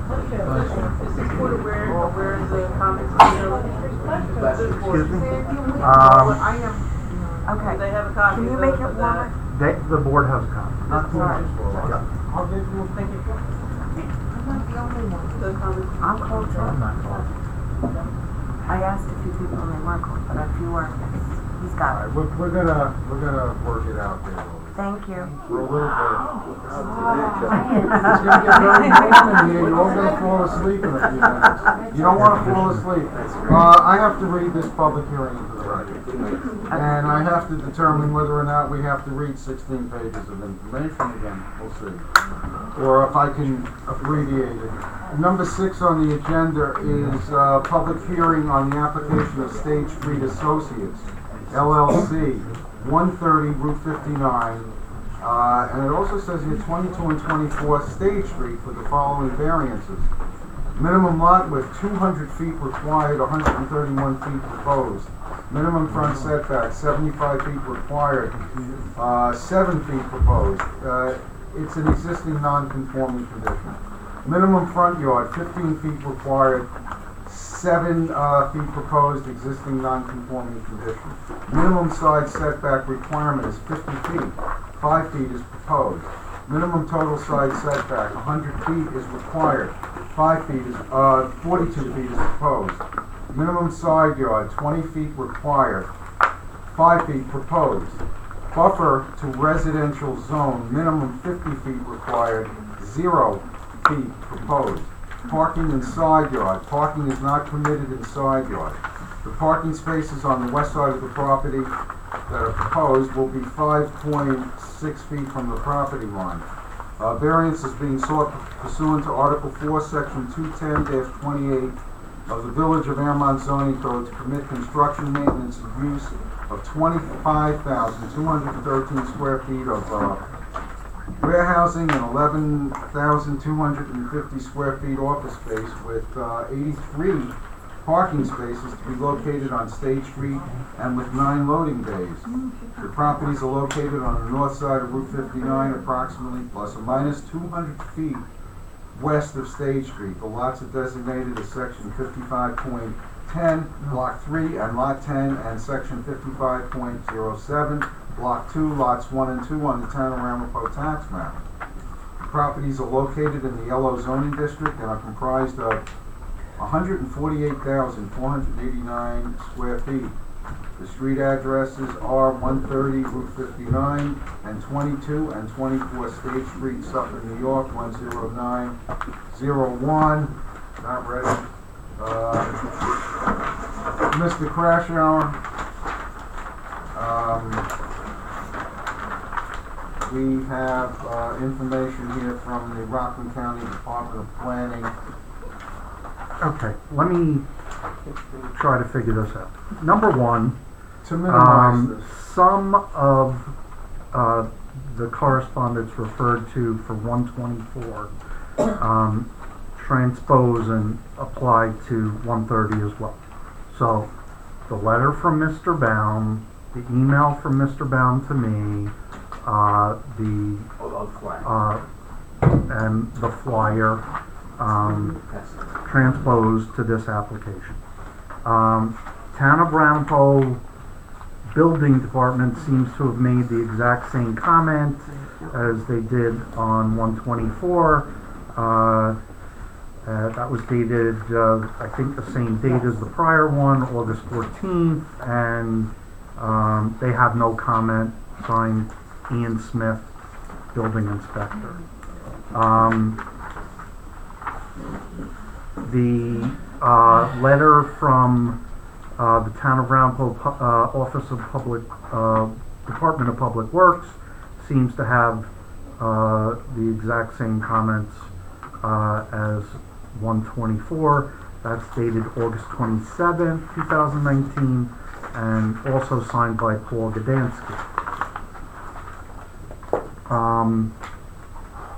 The last thing I mentioned with regard to 124 was a letter from the planners for Montebello, and they're also the planners for the village of Airmont, and that's a June 24th, 2019 letter signed by Jonathan Lockman, Principal Environmental Planner.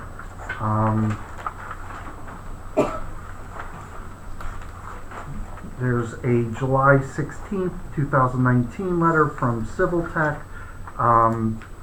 It just lists the particular variances being applied for 130, and another distinction is that here the applicant is proposing warehousing and office use for 25,213 square feet of warehousing and 11,250 square feet of office space, and the property would also have 83 parking spaces, including 7 handicap and 9 loading bays.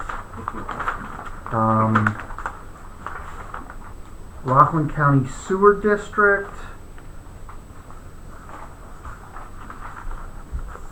seems to have the same comments as 124, with the exception of number 11. This is dated September 4th, 2019, signed by Joseph LaFiandra, the same engineer who signed for 124.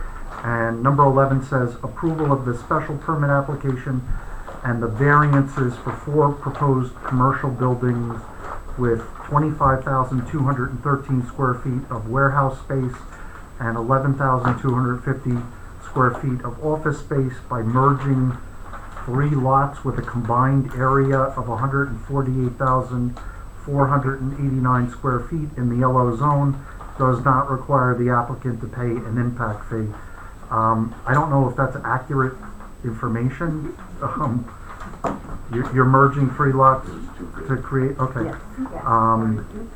So for the record, that comment is applicable, and they concluded by saying that it does not require the applicant to pay an impact fee. However, if the use or occupancy of the property exceeds 15 units, the district will require further review and the owner may have to pay an impact fee.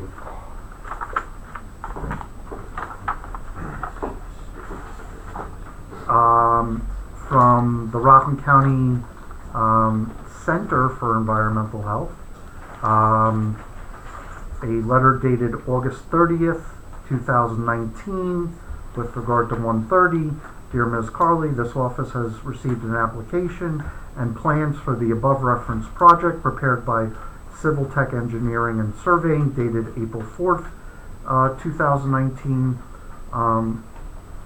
Rachel, is that the most recent iteration of the plan, April 4th, 2019? Okay.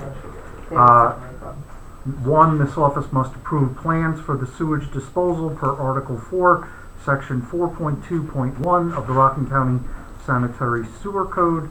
Formal application is to be made, and same comment as in 124, application is to be made to the Rockland County Department of Health for review of the system in compliance with the Rockland County Mosquito Code. This letter is also signed by Liz Mello. The letter from Rockland County DOT is the same. They combined, what did I say? State DOT combines 124 and 130, so it's the same comments.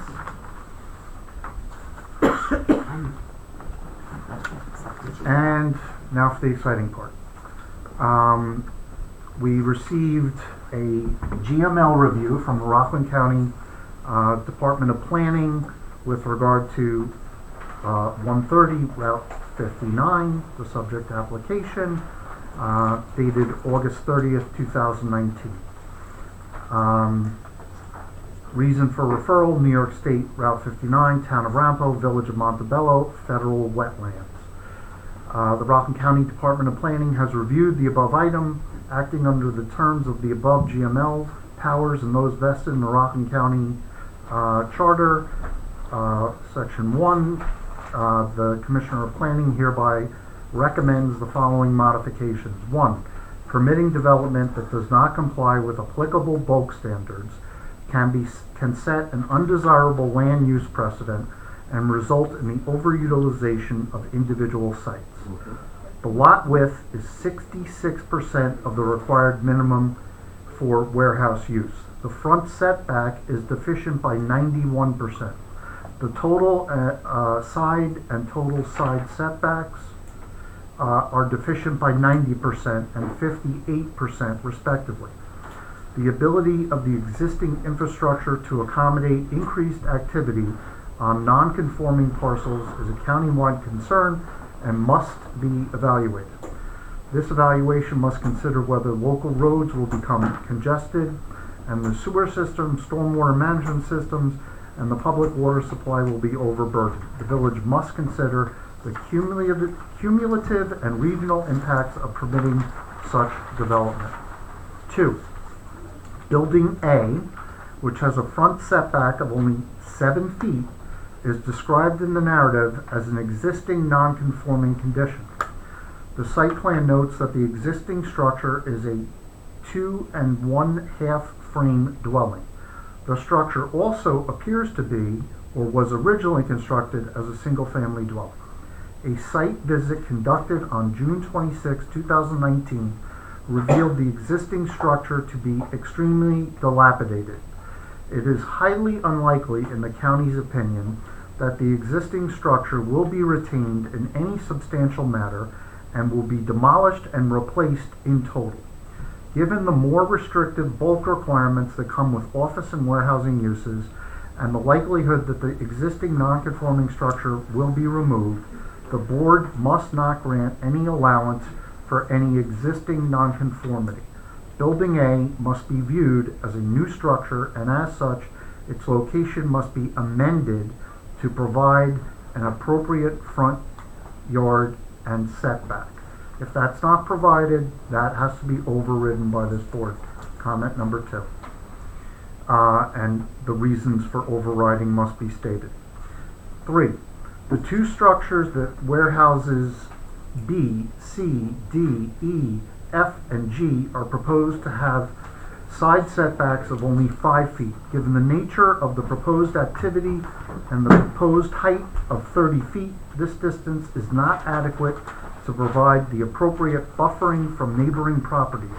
The structures must be reduced in size or relocated to provide adequate side yards and setbacks. This, too, number 3, would have to be overridden by this board with a supermajority vote. 4. The site plan must delineate fire lanes and fire department connections. In addition, a fire truck turn analysis stamped by an engineer must be provided. That's either got to be complied with or a supermajority override. I believe we haven't heard anything yet from the various fire departments in connection with either application.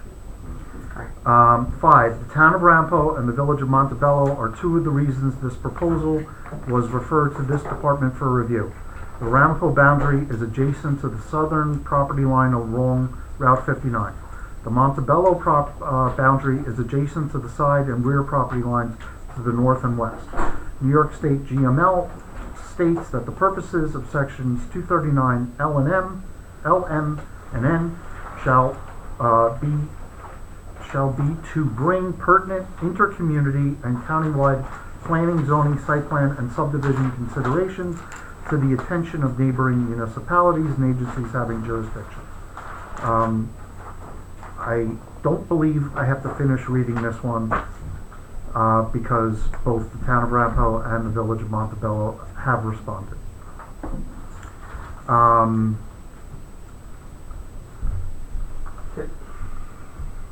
Number 6, the applicant must comply with the comments made by the Rockland County Department of Health in their letter of June 25th, 2019. 7, the applicant must comply with all comments made by Rockland County Sewer District in their letter of June 14th, 2019. A review must be completed by the Rockland County Office of Fire and Emergency Services, the Village of Airmont Fire Inspector, or the Tolman Fire Department to ensure that there is sufficient maneuverability on site for fire trucks in the event an emergency arises. It's from CPRC. That's all my comments. Just a minute. Talk about this Okay, Can I just make a recommendation? I mean, it's getting late. I know these people want to speak. I know the board wants to hear that. We just note the receipt of the GML for the record. and then It's in the record, and the planning board can read it, and any members of the public can foil it and read it. Because they're all just general comments, and they're very similar to the comments in 24 Route 59, and I'd rather not see us waste the public's time reading letters into the record. okay, but just for the record, I only had 2 more comments to read. So I'll accept that with the exception of number 11. The landscaping plan shall be supplemented to include low evergreen shrubs or a berm on the southern side of the employee parking area to block headlights and parked vehicles from shining into neighborhood properties. Additional landscaping must be provided. A retaining wall is proposed in front of the parking area opposite warehouses B through F. However, the top wall elevation of 434 feet is likely not adequate to block the headlights of vehicles parking in these spaces. The wall must be of a sufficient height or supplemented by evergreen landscaping to shield neighboring properties from vehicle headlights. Signed, Doug Schutz, Acting Commissioner of Planning for Rockland County. I've also been handed a letter that was reviewed by CDRC from the Tolman Fire Department in relation to this particular application, and it says maneuverability analysis was reviewed. Although it appeared to be satisfactory, it needs to be revised to show the overhang of the 20, it doesn't say foot, but I'm assuming tower, in addition to the track of the wheels and the 2 template confirming that the analysis is based upon that truck. Mr. Turco agreed to provide such a revision, and all buildings should be sprinkled. That's it. Thank you, Mr. I appreciate that very much. pass this back to Rachel. Mr. Barron, Thank you, Mr. Chairman. tell us what you have there on. So let's get on to 130 Route 59. I think this is a more contentious. I shouldn't say that. Yeah. Let's talk about the project. So this project is 2 lots over from 124. This is actually 3 lots. We have one big lot right here, And then there are two other lots that go down, and the last one has frontage on State Street. So the plan is to combine all three of these lots and do another warehouse office development up here. So the property is 148,000 square feet. Right now there's an existing structure that you heard the Rockland County Planning Board talk about. It's an old 2.5 frame story house that sits up here. This will be expanded upon and converted into office warehouse building. And then we have 1, 2, 3 additional buildings that will be used for warehousing. The one in the middle will be broken up into 3 or 4 or 5 units depending upon the end users. There will be 59 parking spaces up on this portion of the property. It would be for the general public to come down and park there. Anybody that has business in the warehouses will come off Route 59 and go in and come out onto Route 59. These parking spaces will be limited solely to employees. We just wanted to create additional parking because we don't want this to get jammed up with parking. We have more than enough parking on this site, do we not? What are we required to have, Rachel? Do you know? There's not a strict calculation for warehousing, but we provided in excess of what we discussed with CDRC and the consultants as to what they thought was an appropriate number, and we met, it exceeded what they felt was appropriate. But there isn't a specific number for warehousing in your code. Quick question, there's no offices in these warehouses? There will be a small office. There won't be office buildings, but there will be a small office for, the warehouse for the administration of the user. Which means the parking is also affected by the fact that each office has to have so many spaces. Yeah, but it's not an office building. It's basically an accessory office to a warehouse. It doesn't have a separate parking calculation. Only the office building up at the top of 159 is designated as quote office, and the parking calculation for that one is calculated. Just to be clear, that small office that you're referring to, is that 11,000 square foot office? That's up here. But within these warehouse buildings, there might be a 100, 200 square foot office for the for the businessman to keep his records, to have a computer, to have a desk. But it's not going to be an office building, as in you're going to have office uses coming in, and that's going to be the primary use. I have a question. The height on these is 30 feet, correct? So it is possible. It is possible to build a mezzanine and put offices up on the second floor to warehousing space. That's not what's proposed. Okay. No, several buildings in Spook Rock have that as well. Yeah, That's not what's proposed. Okay. And we will agree to put whatever language on the site plan maps as the village needs to be satisfied. These aren't going to turn into office buildings. That's not the intended use of it. Any office use within these warehouse buildings are just intended as a place for the user to have a small office for his own use. Not to rent them out. I'm sorry, Paul, but the reality is the Spook Rock, which you said that you were similar building to, their upstairs office area that Lou was referring to was not to be rented out. It was for the owner who had the warehousing down below to have an office up above. And they weren't 100 or 200 feet. They're usually somewhere between 600 and 800 square feet.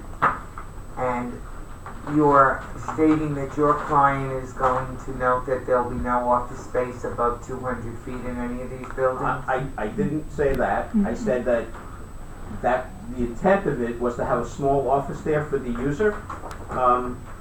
Maybe at the next meeting we can get clarification. Larry will be here, and he will be able to, my client, Larry Turco, State Streets Associates, will be able to clarify what his intended uses is.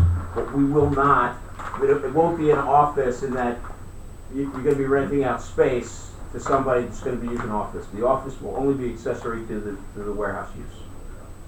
Right, but, I mean, to be clear, variances run with the land. Yes. So, even if Mr. Turco has no intention of doing this, what would prevent a future owner from abridging? The site plan and the special permit, Mr. Pressure. This is limited by a lot of things. The planning board's gonna review it, there's gonna be notes. It's gonna be limited by the special permit that's gonna be imposed on it. And we're not asking for an office use. If somebody wants to come in at some later date and try to convert these warehouses buildings into office, they gotta go back to the planning board. They're gonna have to show they have adequate parking, adequate circulation, and the planning board, if the planning board doesn't like the plan, they're gonna turn them down. But, you know, you can't say, well, because some point in the future, somebody may try to use these for offices, you can't have them. No, but I think what Ms. DiFrancesco was referring to was that you're using the office park that was at one point approved for one use, and over time, without seeking approvals, has been converted into many different uses and expanded uses. I mean, if you have an enforcement issue in Spook Rock, I understand that. What I'm saying is my client's intent was to use it, maybe not as the village sees it used now, but to have a warehouse facility with a small office. He's not sitting here and say, I'm gonna put, 2,000 square feet of office space up top that we can rent out. Let's leave it to Mr. Turco to come in and he'll testify, he'll clarify exactly what his specific use is. But it is a warehouse, and the office is just gonna be accessory to support the administration of the business that will be run from that warehouse. That's the intent. Okay. Yeah, and my question would be to our building inspector, for warehouse use only, low ceiling heights, 18, 24, 26. You're right, about 18 to 20 feet. 18 to 20 feet is the normal height of a warehouse building for warehousing. Just saying. Thank you. Thank you. So where were we? I talked about the parking. Okay, That's where we went off. That's where we went off, yes.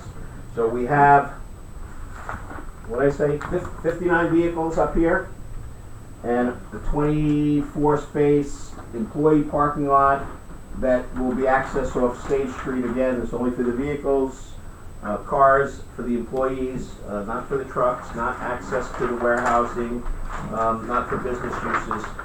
There was actually discussion with the planning board before we got here, is that rather than install these spaces, if we don't need them, we would engineer them and design them and basically land bank them. So they wouldn't be constructed, they would sit there, and in the event that it became necessary to build them, then we could install them. But we didn't get to that point yet. So yes, you would build them, or what you just No, said no, was the- to land well, bank them? My client feels that he doesn't want to create a problem up here by having too much traffic. Okay? So he wanted to get the employees out of the main area and develop a separate parking lot for them, so they wouldn't take up the spaces for visitors, and the other vehicles coming here. Wait, let me just finish. So the plan was, if we don't need these, because maybe we don't need that much parking, we have a lot of parking here. The plan was, we'll take these parking, we won't build them now. We'll leave them. We'll leave this the way it is. It'll be engineered and designed, and if it turns out that we need the parking, we'll have some sort of trigger mechanism. Maybe the building inspector doing his inspections, or maybe the applicant making an application to the planning board to say, hey, at this point we feel we need more parking. And then at that point, we would go back in and get approval to construct those parking spaces. Well, let's say it was a parking lot. How would those employees get access up to the property? It's a staircase. Taking a long walk in the rain. It's No. Snow. it's a staircase. In other words, they won't be, traipsing on Shadows. lawns on State Street to get to Route 59 and over to the property. No, they'll come down State Street wanted and to they'll make take a that clear. staircase to go up to the parking lot, and to get access to those buildings. Go ahead. Okay? So, again, like the other one, this property is zoned LO. Warehouse use is a use permitted in the zone by special permit.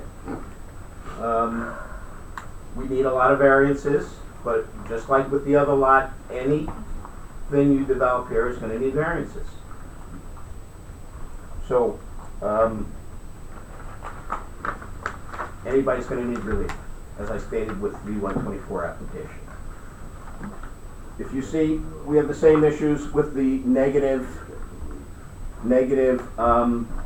building envelope.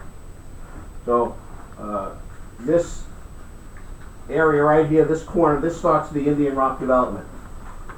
So, this property is all zoned residential around here. This is LO. So from this spot, all the way down, we need a 50-foot buffer. So you add your 50-foot buffer, and then from there, you need your setback, which is, what's the setback? It's 50 and 50. And 50. We have a 0. So, right, so now you need 100 feet. The lot is only 113 feet wide, and then you have to come in from the other side. So there's no envelope to speak of because of the buffer and the setbacks. Up here, we don't have to have a buffer, so we have a small envelope, but it's certainly not developable by any stretch of the imagination under the current zoning. So again, any use is going to need variances. They're going to need relief in order to construct something here. Going through the variance request as you indicated, and we don't need a lot with variance. We've got plenty of, a lot of area variance. We have plenty of area. We do need a lot width. You need 200 feet. This is an existing condition. It's only 131 feet wide, so we will need a variance there. The setback is 75 feet, so you'd have to come all the way back to here to start the project. We're going to piggyback on the existing 2.5-story frame dwelling that sits right up here about 7 feet from the road, and we're going to expand upon that, and this is where the office warehouse is going to be created. Question, is that dwelling currently occupied? I don't think so. No. Has it not been occupied for more than 2 years? Yeah. Don't you lose non-conforming after a certain time period? It's not grandfathered? The one report said it wasn't repairable. Putting that aside, that's a... I don't know who you're asking Yeah, questions. no, I'm asking Lou. Yes. Lou, if we have a property that's non-conforming and it Right. has been uninhabited for a certain period of time, my understanding was that they no longer have that variance. The use, correct. The So I am correct. Yes. So if this has been uninhabitable, that wouldn't be piggybacked on. No, the structure is there. The use is not permitted. So if this was a non-conforming use as a single-family home in an LO zone, once that single-family use ceases and is not used for a period of time, whether it's 1 year or 2 years, that home can no longer be used for a residential use and can only be used for a use in conformance with the zone. And I agree with you, but I'm saying the setback would go with that. That was a home that had a setback. That's why we're asking for a variance, yes. I guess my point was, though, it was 7 feet. It's been 7 feet for I don't know how many years, 30, 40, 50, probably more. And we just want to keep the same setback. So we're not creating a greater non-conformity than what exists today. That was the only point I wanted to make. So you have to go 75 feet. We're asking for a variance to leave it at the current setback that exists today. Is it a safe structure? No. No, that's what it said. Actually, the code office is over there this week. So, there's a provision in the code for demolition of unsafe structures. Listen, I don't know No, anything I about an just unsafe wanna- structure. If this is deemed an unsafe structure, they have to take it down.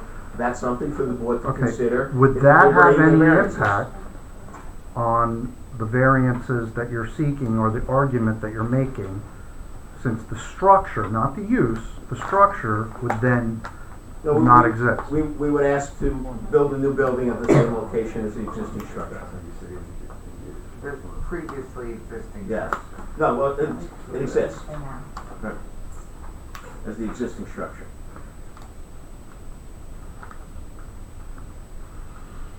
And when I go through the factors that you look at, you know, that comes into the fact that it's not going to really change the character of the neighborhood because you got a house there that's been there for 50 years that was at that location. But let me finish just, I want to make sure the board understands the nature of the variances.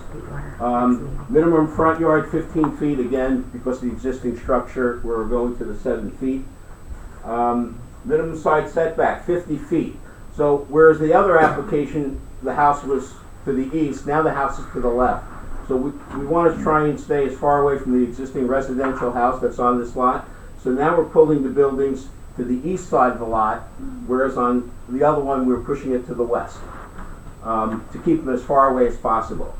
The property to our east right now is an existing office building, and if you take a look, their building is about the same 5 feet from the property line as we're proposing. It's So, on that 134? yes, Mr. Sturts' office. Mr. Sturts' office is more than 5 feet. We'll get the exact numbers, It is. but it It's looks, approximately 35 to 40 feet visually. I drive in there all the time. It's more than 3-car lane. no. The side setback? I'm talking about the side setback. I'm talking at the front. Oh, okay, I'm on to the side. Ah, That's good. I'm talking about the side setback. We push these 5 feet away from our easterly property line. The other building is about 5 feet from that same property line. So it's very similar to what exists on the adjacent lot. And again, not out of character with the neighborhood. Minimum total side setback, again, it's gonna lead to a negative building envelope. You got 100 feet required. The best we can get is 42, just because it is this long, narrow lot and it can't comply with the zoning.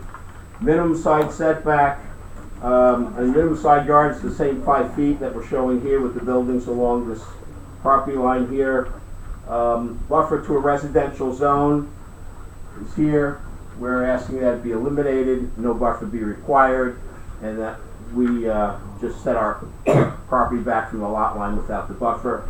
And the last one is there's 19 spaces that we're proposing right along here. You're not allowed to park in a required yard, and these 19 spaces will encroach into the side yard, and we're asking a variance to allow these spaces to exist. There was some discussion, as you know, at the planning board about the rock wall and the noise and the things that you've heard of. And the applicant has agreed to put up a fence along the property line as additional screening, as well as the landscaping that he's proposing to the back of the building, and we can get into that. But as with the other property, and I know I make this point over and over again, it's not our use that's requiring a variance. Any use in the LO zone is going to require a variance.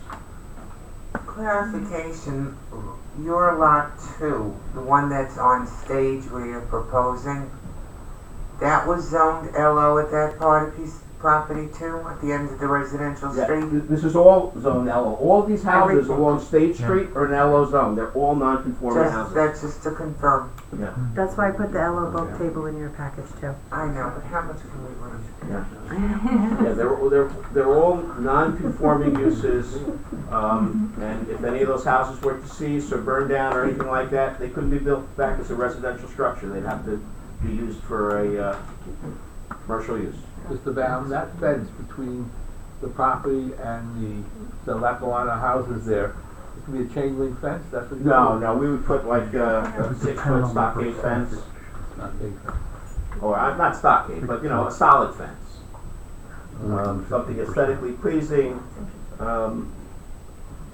whatever the planning board wants or what your board wants, since you have to grant the variance. If you want to impose a condition that we put up a certain kind of fence to ameliorate the impacts of any variance you grant, that's what we would do. 6 feet is tall enough so trucks won't shine into their bedroom windows? I think so. We have an engineer that can certify that. If we put up a 6-foot fence there with truck sign into the windows of the properties in Lackawanna, Rachel? That'd be 6 feet.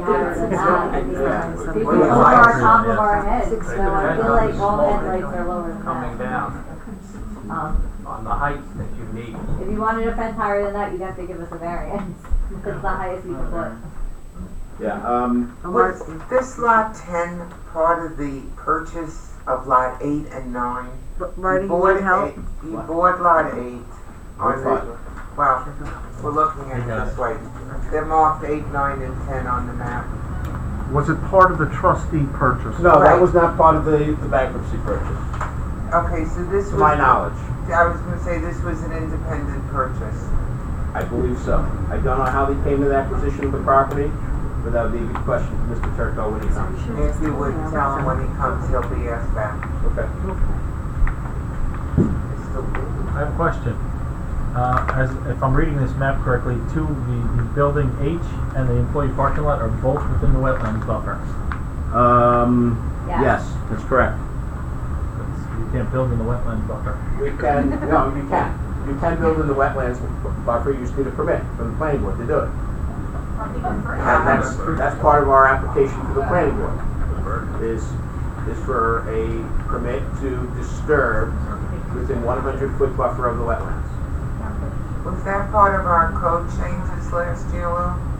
I don't remember. No, we were gonna change the wetland buffer from 100 to 150, but that was something that the village board was gonna consider and it never came to fruition. It's still at 100. That's still at 100. Yeah, so it does encroach the buffer, but it doesn't encroach the wetlands, and that's an issue for the planning board to deal with. And it's been reviewed by the village's engineering consultant and the planner. So moving on to the analysis, because I want to finish up so that the public can have a chance to speak. I know the hour's getting late. Let's talk about the factors that you look at. Again, the undesirable change. I don't believe that the variances will create an undesirable change in the neighborhood. It's not the variances that's creating the impacts that people complain of. It's the use. Okay? It's an LO zone though. These uses are allowed in an LO zone. So whether you have a 20-foot setback or a 5-foot setback, people are still going to object to trucks coming in there and backing up because they have these automatic beepers and they make the noise, as you heard with the gentleman that hears it from Raymore and Flanagan, and that's over 100, 150 feet away. Will the people hear that? Probably. I mean, garbage trucks are going to have to go in there. Trucks are going to go in there. You're going to hear the noise, but that's a noise that's going to be for any use. The variance will not create that situation. That situation will exist, whether you grant the variance or not, whether we meet the bulk requirements or not. So these variances really aren't going to change the character of the neighborhood or create the detriment. It's the use of the property in a way that's not in keeping with a residential area that people are upset about, and I understand that. You buy a house, you live next to a vacant lot, it's been that way for 30 years, you get comfortable, and now all of a sudden somebody wants to develop the vacant lot for commercial use. And you have a problem, but all these houses are in a commercial zone. This use is in a commercial zone. We're not asking you to allow us to put a commercial use in a residential zone. We want to put the use that's appropriate for this zone as determined by the village. People have an objection with that, I understand, and those are issues that we'll have to work with the planning board if we get to that stage to reduce any impacts and objections to the greatest extent possible by appropriate screening and fencing and conditions on the use, and maybe timing on hours of operation and things like that. But the variances themselves will not create these impacts. So the variances are really not creating the detriment. to the community. So can the applicant achieve these, the benefit that he wants by something feasible to pursue other than a variance? And the answer to that is no. You can't develop this without asking for a variance. Can you make the building smaller? Can you decrease the extent of the variances? Absolutely. Absolutely. But at that point, it may not be economically viable project. This is the minimum that the applicant has determined is necessary for this to be a viable economic project, and this is what he's proposing, and this is what we're asking the board to approve. So, again, you need a variance. You can't achieve this by not having a variance. Are the requested area variances substantial? Well, you know the answer to that. Some of them, yes, they are. They're very substantial. Some of them. But again, that's just one factor to be looked at. You got to look at the totality of the circumstances of all the variants, how substantial they are, what the benefit is, what the detriment is, whether they're feasible alternatives. These are all things to be looked at together. So again, that doesn't require the application to be denied. Will the variances have an adverse impact on the environmental conditions? Again, these are all type 2 variances, which they're deemed not to have an impact. So they're not going to have an adverse environmental impact. And is the alleged difficulty self-created? Again,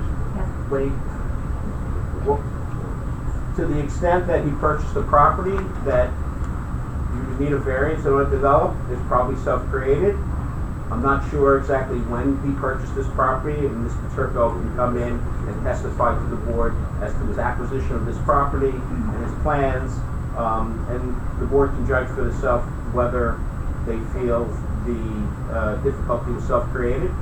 But again, the self-created difficulty does not require the variances to be denied. It's just another factor for you to consider. So with all that, I will wrap it up. I will allow you to open up to the public, because I know the public has a lot of comments, and I thank the board for its time. Thank you. Dan, I'll sit down. one question before we open to the board. Under our Article 3 use regulations that we're discussing tonight, 210-23, Part D says buffer areas equal to the respective required setback shall be provided between the proposed use and any residential district boundary, except that the planning board may reduce the buffer plan review to not less than 50 feet when owned to topography or other conditions. We're discussing buffer areas less than that, even when our code says we will not reduce buffer areas.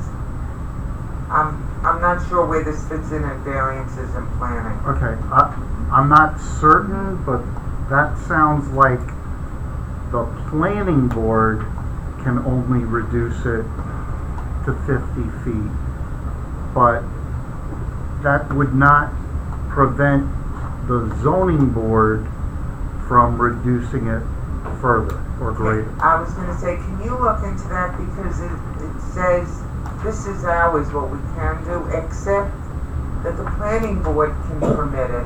I don't know if we are even under our code guidance looking at these variances properly, so can we clarify that for the next meeting?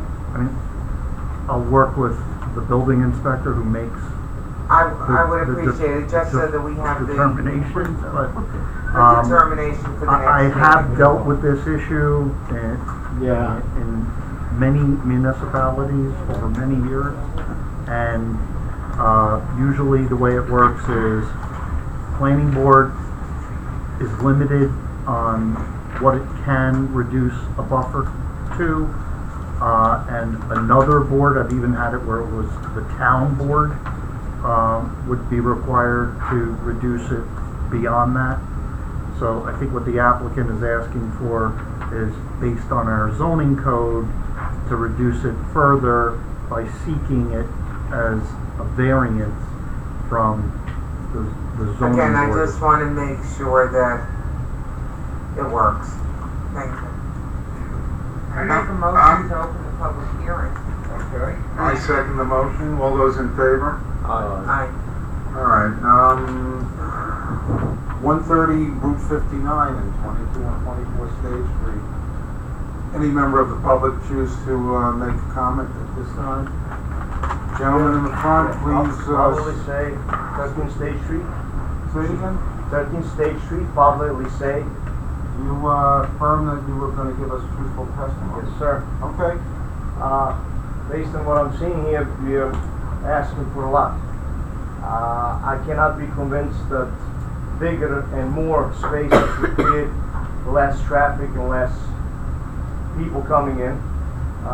If they make the small building and something appropriate to the size, I believe they should have no problem, but something like this with the Trojan horse down in the bottom, we're gonna keep our parking lot in just in case we need it. I believe that's something that should be not overseen. We have issue with the snow removal, as well issue with a loader taking off the lines of the electric poles last year because we had so much snow. So now we're gonna have a 20-something cars going back and forth to that street. Takes me like about 5 minutes to get out, and we have like 10 neighbors. So, I mean, I understand this is something that's gonna be creating a business and some kind of investment, but they should have a consideration for people living around them. 30-foot building could be seen from like half a mile away. I don't understand why is everything oversized. And I believe that all these should be traffic impact study, environmental impact study should be done, mandatory. They should prove that their water runouts is not gonna flood my basement. We have a water issue in the street. There is a wetlands that they're trying to build on it. I don't understand how is that impossible. Why are we even sitting here talking about it? They should just stop that and completely deny this. That is my opinion. Okay. I believe that we shouldn't be affected for something like this. Thank you. Who do I choose? Young lady. I just have a quick question. Nicolina DeRocco, 7 South of Munson. I'm not directly related to that State Street. My question is, Truth? what's that? Oh yes, I'm asking a question. But yes, Well, truth. Tell me the truth. If a variance is granted to build on wetlands, does that open up that anyone who has wetlands in their backyard or on their property can build on wetlands? No. No. No. Just for the record, we're not asking for a variance to build on wetlands, we're not touching the wetlands, we're not gonna disturb the wetlands. I thought you Yeah, said you you just- were. just- The buffer. Yeah, the buffer, and the buffer is created, the reason buffer is there, so this way we don't leak into that wetland. So, for the benefit of the public, if the board doesn't mind, I don't mind. I wanna point that out. We So, don't mind. the wetlands, on this property are flagged down here. This is where they start, it's been flagged by a person that's, knows how to flag wetlands, they've been approved by the DEC. This is, I don't think this is an Army Corps, regulated wetlands. Is this regulated? It's New York State DEC wetlands. DEC wetlands. So, the wetlands is here. That's the wetlands. This is the 100-year buffer. I mean, the 100-foot buffer around the wetlands.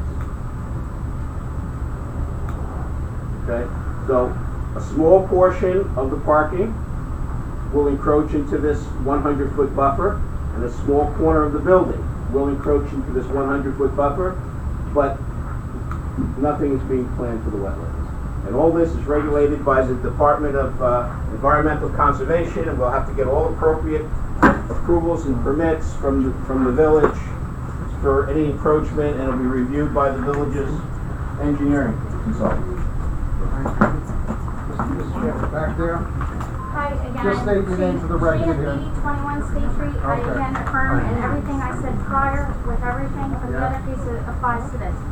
I live there, and I respect what they said. Obviously, with the study, they are experts, but I will tell you, I have been living there since Hurricane Irene, and it encroached much further.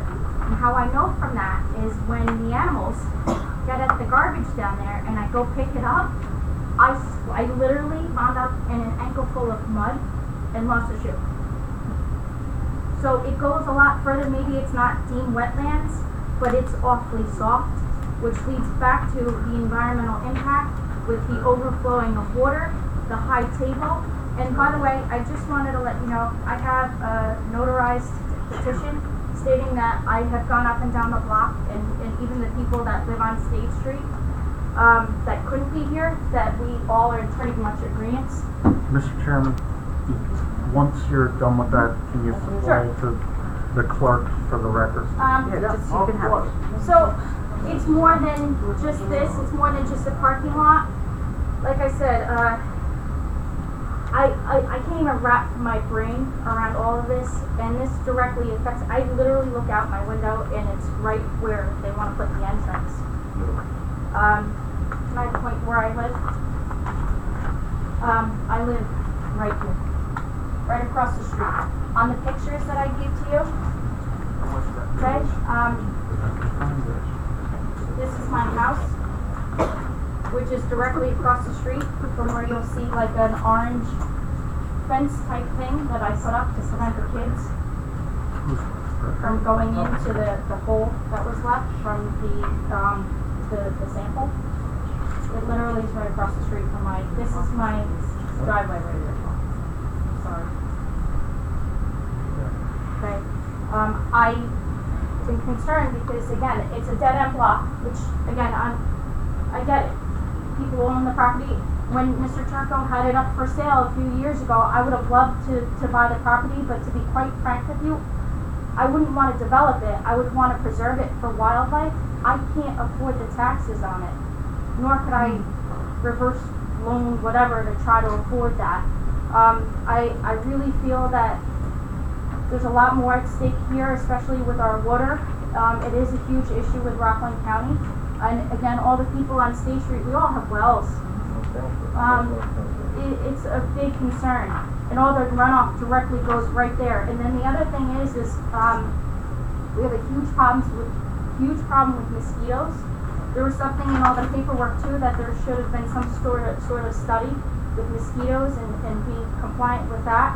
I didn't see anything more with that. You're going to see a video that was put together about taking you on a virtual tour of where that particular overflow lot would be. And I'm waving at all the mosquitoes as it is. I literally, in the 5 minutes that we shot, had 9 bug bites. My husband, we tried to clear out some of the drains there right before Hurricane Irene. He wound up in the hospital with 105, 106 fever. He was delirious, and they were scared for him not to make it. And it was deemed some sort of virus that they couldn't attribute something to, but we were back trying to clear some of the drains back there so my house didn't flood right prior. So to me, there were also cases of West Nile recently, right near that time frame. There's so many concerns. It's just so extreme with the variances, and I don't want to eat up everybody's time, but maneuverability, as my husband said, from the safety concern. There's kids at the top of the block that catch the bus each morning, and literally 3 weeks ago, my husband was making a right from State Street, or from Route 59 into State Street, coming back from ShopRite, and he got rear-ended by a work van. Did $5,000 worth of damage to that truck you see in there, and he was just slowing down to make a right up and over. I did take a look. I did extensively foil. I took a look at the traffic study. There are a lot of things in the study that there are discrepancies. Also, where they placed the meter or the monitor, basically for people to roll over about how much traffic the street gets, it was placed in a position where it didn't get all the traffic, including one of the other buildings at the top of the stage. So any of the people that were there entering into that business, it was not accounted for. There were been a numerous amount of accidents, or almost accidents as well, because you can hear the screeching from down the block. Other things, just we have no sidewalks. We all, as a courtesy, as we're pulling down the block, we see somebody coming up, we wait at the top by the businesses. That's where it's the widest as far as a street's concerned, because you can't literally get your two cars back and forth without maybe taking off one of each other's mirrors. It's about a 45-degree grade down. My husband mentioned about plows. The snow goes all the way up beyond where they want to put the entrance to this. And it's bad. They took out my pavers. Like I said, my husband said they had to take a backhoe down the bottom of the block to actually tow out the Airmont vehicle stuck at the end of the block. And again, with the fire and everything, if there was a car fire down in that lot down there, surrounded by, yes, wetlands, but trees, you would never be able to get an emergency vehicle down there. If there's traffic coming up, it would be done. Then back to the whole fire thing about not being able to build. Now you're looking at putting over a dozen families in jeopardy. Not to mention in Montebello, that's pretty close, that's senior housing. Not to mention the 93 units of Lackawanna Trail. I'm scared. And to be quite frank with you, there are people on the block that are trying to sell. What does that say here for them? And down the line, my husband, he can retire in 3 years, which I would love to stay, but I really can't. I have a very ill mother, and I'm trying to get back to New Jersey. What am I going to do? I'm now, if that's the case, I'm not going to be able to sell my house. So, I mean, there's so much more. I would love to sit here, but I did read all the things that you guys, the things that were presented. It's spot on. I'm scared because this literally affects my little kids. Affects my daily life. This has put a pit in my stomach. It has affected me and my family and everybody that's here tremendously. And I understand that he wants to make money. I get it. But there are a lot of other residents that aren't able to be here, that they couldn't make it, that they had owned the properties and their houses much longer, like previously, before Mr. Turco bought into these properties. And he did come down and visit, because originally he was not going to have anybody go in and out of that little overflow lot. And I'm assuming that something fell through, so that's what they would have to do. But the street cannot take any more traffic at all. And it would literally... Can I ask you a question, Ms. B? Sure. When I first started, Yeah. when we first started this meeting, we were going through correspondences. You wrote a correspondence, I believe. Yeah. Do you waive a reading of that, or would you? Yeah, like about to my email? Yes, Yeah. please. I appreciate it.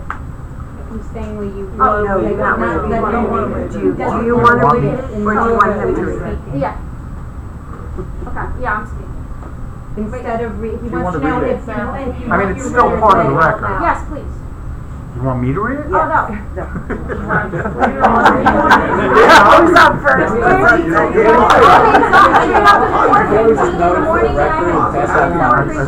May I?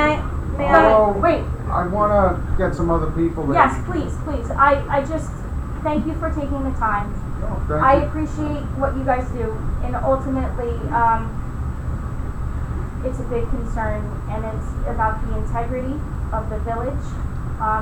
In the little bit of environment that we have left. And the animals, they're feeling the impact from Manhattan Theater Distributor big time, and Raymore. And this is their last little way through. Yes, sir. Oh, I thought you were coming. I'm a teacher, I see somebody stirring, I think that they I'm trying to stay awake, but did you say that they try to sell their property? That down there, down below, there was a for sale property sign, yes, for 22 and 24 State Street a couple years back. And I guess it failed, right? Yeah, yes. It was a commercial sign up one day, and then, like I said, I would have actually, I wish I hit the lottery, I would have bought it, and I would have loved to make it a park and preserve it. May I show you a video? Instead of going there, just seeing, like, Shayna reached out for help to coop on Airmont, and then I went down to see her house, and I couldn't believe what State Street looks like, and I think that you seeing it on video will be really helpful for you. It's like a virtual, yeah. It's very short. We have visited, some of the members, not all have visited. I certainly have. So you don't know, Can you turn around in my driveway? I did somebody's driveway and hoping they wouldn't point something at me, but, you know, I did visit, you know, a stage street, sure. May this sort of How pulls long everything, is it? it's 4 minutes. 4 Not minutes? even- 3 minutes and change. And for the record, for the next meeting, I'm doing this application first, because since there's more public comment on this Thank you one. very You much. got that? All right? Do For we the have October meeting. equipment that could? I asked The only earlier. problem I don't is, think we you know, do. it's on a, The only thing I could do 15-inch is set up a screen there. table and take the picture down, and you'd have to put it up on there. I've done that for some training classes. That's about all I could do for the next meeting. can you hold that, would you be coming to the next hearing? I guess I'll go. And I'll have that removed, and we'll set up something for you to put You it know, it on. would be fair that, you know, that everybody would have an angle view. You know, to be fair, I have to No, be no, I would- totally all-encompassing here, and I spoke to Trustee Wardrick and asked about AV equipment, and he said that this would be the best way at this point to do this. you did, huh? All right. At this point. Okay. But maybe working with Suzanne for the next meeting, we can Would you, work something would better out. you be, okay with that? Sure. I appreciate Just on it. a side note. Not discounting, not percentages? discounting it. Yeah, but some of them are, they have the percentages, Okay. they read the. About the variances. Not discounting it, please. No, I just. Visit us at the next meeting. Yes. Is there anyone else that has a comment, ma'am? Hi, Meg Levine, 19 Stage Street. Yes. I just have a clarification on the third line of below your public hearing statement on the variances. Yeah. It says about the warehousing and office space, but it says with 83 parking spaces to be located on Stage Street. Well, it's technically 24 on stage, and, was it 24? Yeah. I just did the total number, but we added stage so people realized there would be some on stage. I should have separated the total number. Well, I just don't want it to the conception to be that these 83 parking spaces will be on our street. No, they will not. Okay. Ma'am? I just want to ask Your the name Stage again, Street, correct. Barbara Ruggiero, Okay. the Stage Street, say that's going to be just for workers. But how many workers are going to come down to, how are they going to get into this place, the workers? Well, they would have to drive down Stage Street, park So in that 83 lot, or more- and then walk up those No, stairs and do whatever they do 24. to get, hello? Yeah, They would be, you asked the question, they would be driving, should they develop that lot, driving down Stage Street, parking their cars, and then taking staircases onto their property and do whatever they do. But they would have to drive down Stage Street. so what's going to prevent any other workers from driving down that street? Other workers that Well, are not. there's 83 parking, No, 24 There's spaces. 24 on 24 stage. access spaces on Stage Street. So Yeah. your worst case scenario would be 24 people who would be driving down to park and another 10 who would be driving down looking for space. I apologize, That's your worst another case scenario. thing is, I apologize, I'm so sorry. About security. There's no way to monitor. what about our, There's no way to monitor who would use that lot, and that's asking for trouble, like I said with my husband. In the precinct that he's at, there are similar projects that had small time, construction or whatever businesses. And because of the things that they house in these buildings, it has led to an increase in crime almost every time. They get calls there all the time. And the fact that if they're not monitored, we don't know secondhand who's going to use them. It's dangerous because of the wetlands. If there's kids that get back there, you know, now that you're in waterways, there could be drownings, there could be all sorts of stuff. I know it's far-fetched, but, and even from a worker's perspective, if I was going to work for somebody in that building, and I had to park down there, it's not handicap accessible. Well, that I can't address, that's neither here nor there. I appreciate that concern from a human aspect, but that's something maybe the applicant Just would like answer. food for thought. All right. Sir, your name Kevin again? Whalen, 80 Lackawanna Trail. Yeah. All the warehouse doors are going to be facing west towards the Indian Rock development, is that correct? Mr. Or Barrett? there's going to be doors on both sides of the complex? It appears that you're correct. Yeah. Yeah. The other side is the property line. Right, so all the doors for the warehouse face one direction, or are they all around the building? Just for that one line, they would be on that side, because there's no access on the rear, because it's. No side access, there's So no back the noise and the traffic is gonna be on that side. My other question is, what is that, 19 spots you have up there with no zone, no buffer, no nothing? We're gonna put a fence. So that'll be in my backyard, Yes. right there. No 50-foot buffer, no nothing. It's gonna be No 100-foot buffer. 5 feet, no 100-foot buffer. It's gonna be, That is what's proposed. right. So I'll that's leave it just at gonna that. be, That's just what, reiterating, it's worse than the other one. that's what the applicant is proposing. Sir, state your name, please. Stephen Klein, 73 Regina. I have one quick question. Counselor said that if something would happen to any of the existing structures on State Street, because of the zoning, the type of zoning, that you couldn't rebuild. That's what he said, right? So how did these houses get built to begin with? Well, That's my question. They were built in an era before, I'm not sure the exact age, but probably before zoning ordinances were developed and zoned by the town of Ramapo. Remember, this was all simply the town of Ramapo at one time, and it probably predates their establishment of Also, zoning. that's grandfathered. Oh, yeah. Okay. Yeah. I No, mean, don't it's use just that the word. houses. I wouldn't say grandfathering, we don't It's have called grandfathering. A legal pre-existing non-conforming use. Yeah, but grandfathering is the parlance that most people understand, you know? Okay, and just one other thing, Dave.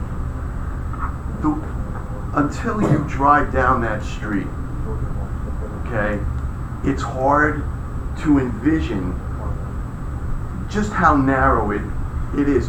I would say that it's 1 1/4 wide for a subcompact, never mind a larger vehicle. The actual pavement that the cars, you have to yield. Someone would have to yield with 2 small cars going up. I just wanted to. And I agree with you. Again, that street, that road was built before there were zoning considerations. Because as you can see, all the roads in our village, they're 30 feet wide, some areas wider. There is a requirement for the width of road. But at that time, there wasn't zoning. So I appreciate you bringing that to attention. Sir, and we're gonna be adjourning shortly because we do have sort of an 11 p.m. time frame. Sir. Henry Franza, 3 State Street. Okay. Speak up. I affirm that everything I'm going to say is true. I hope so. The width of the street in front of my house at 3 Stage is 15 feet wide curb to curb. There's no sidewalk.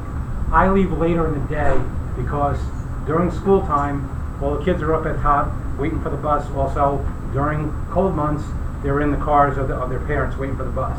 When I leave and they're there, I have to go on the side because there's a parent, which I fully agree with the kids waiting in the car so they don't get cold. Nobody gets in and out of that street when somebody's coming up, when somebody's parked there, okay?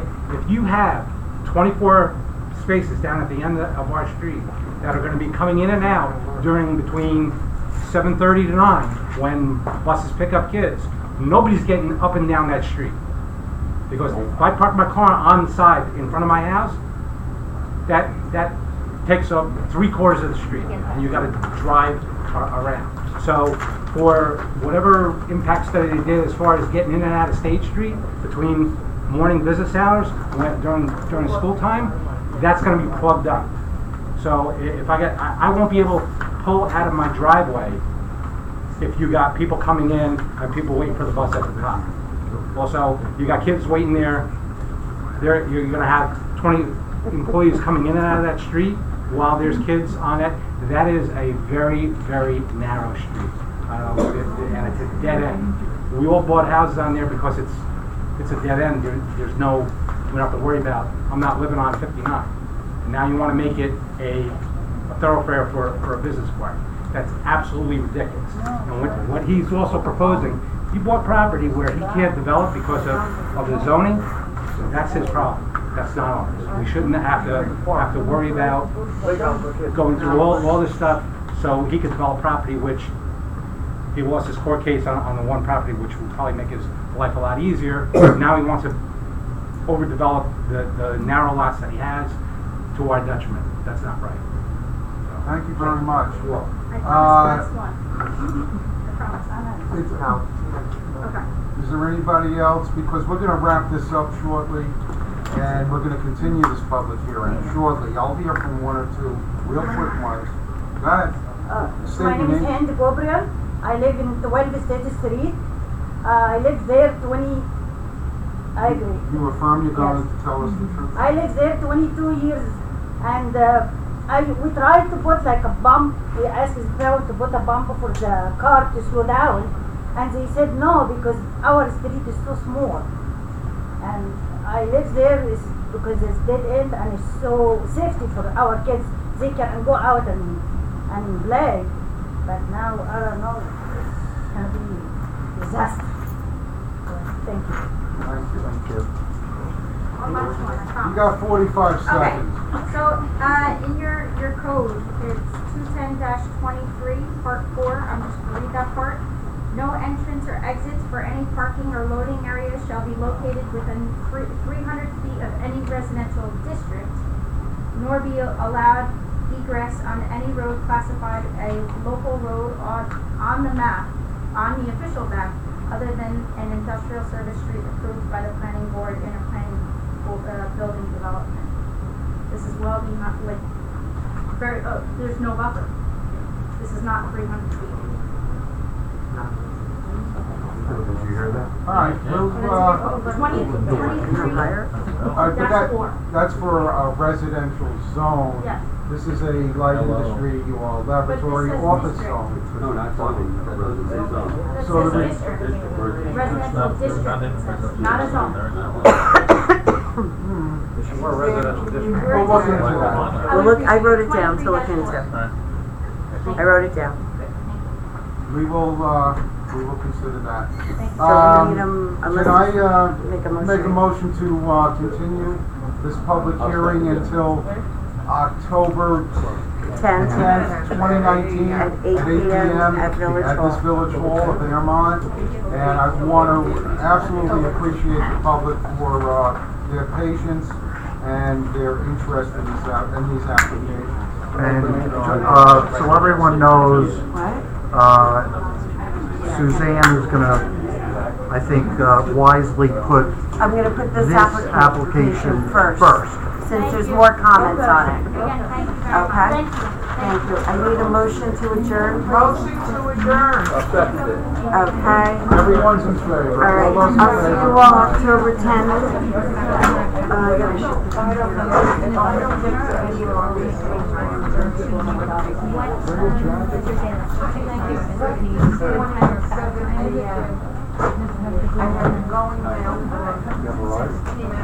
Well, I'm here I'm here tomorrow and all next week. We'll talk whenever you want. I apologize. It's alright.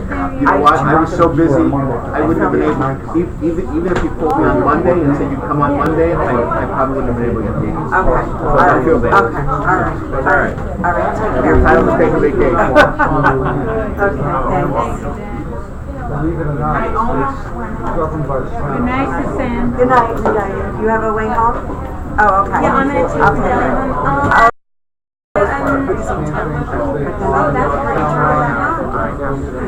I'll have the important part here.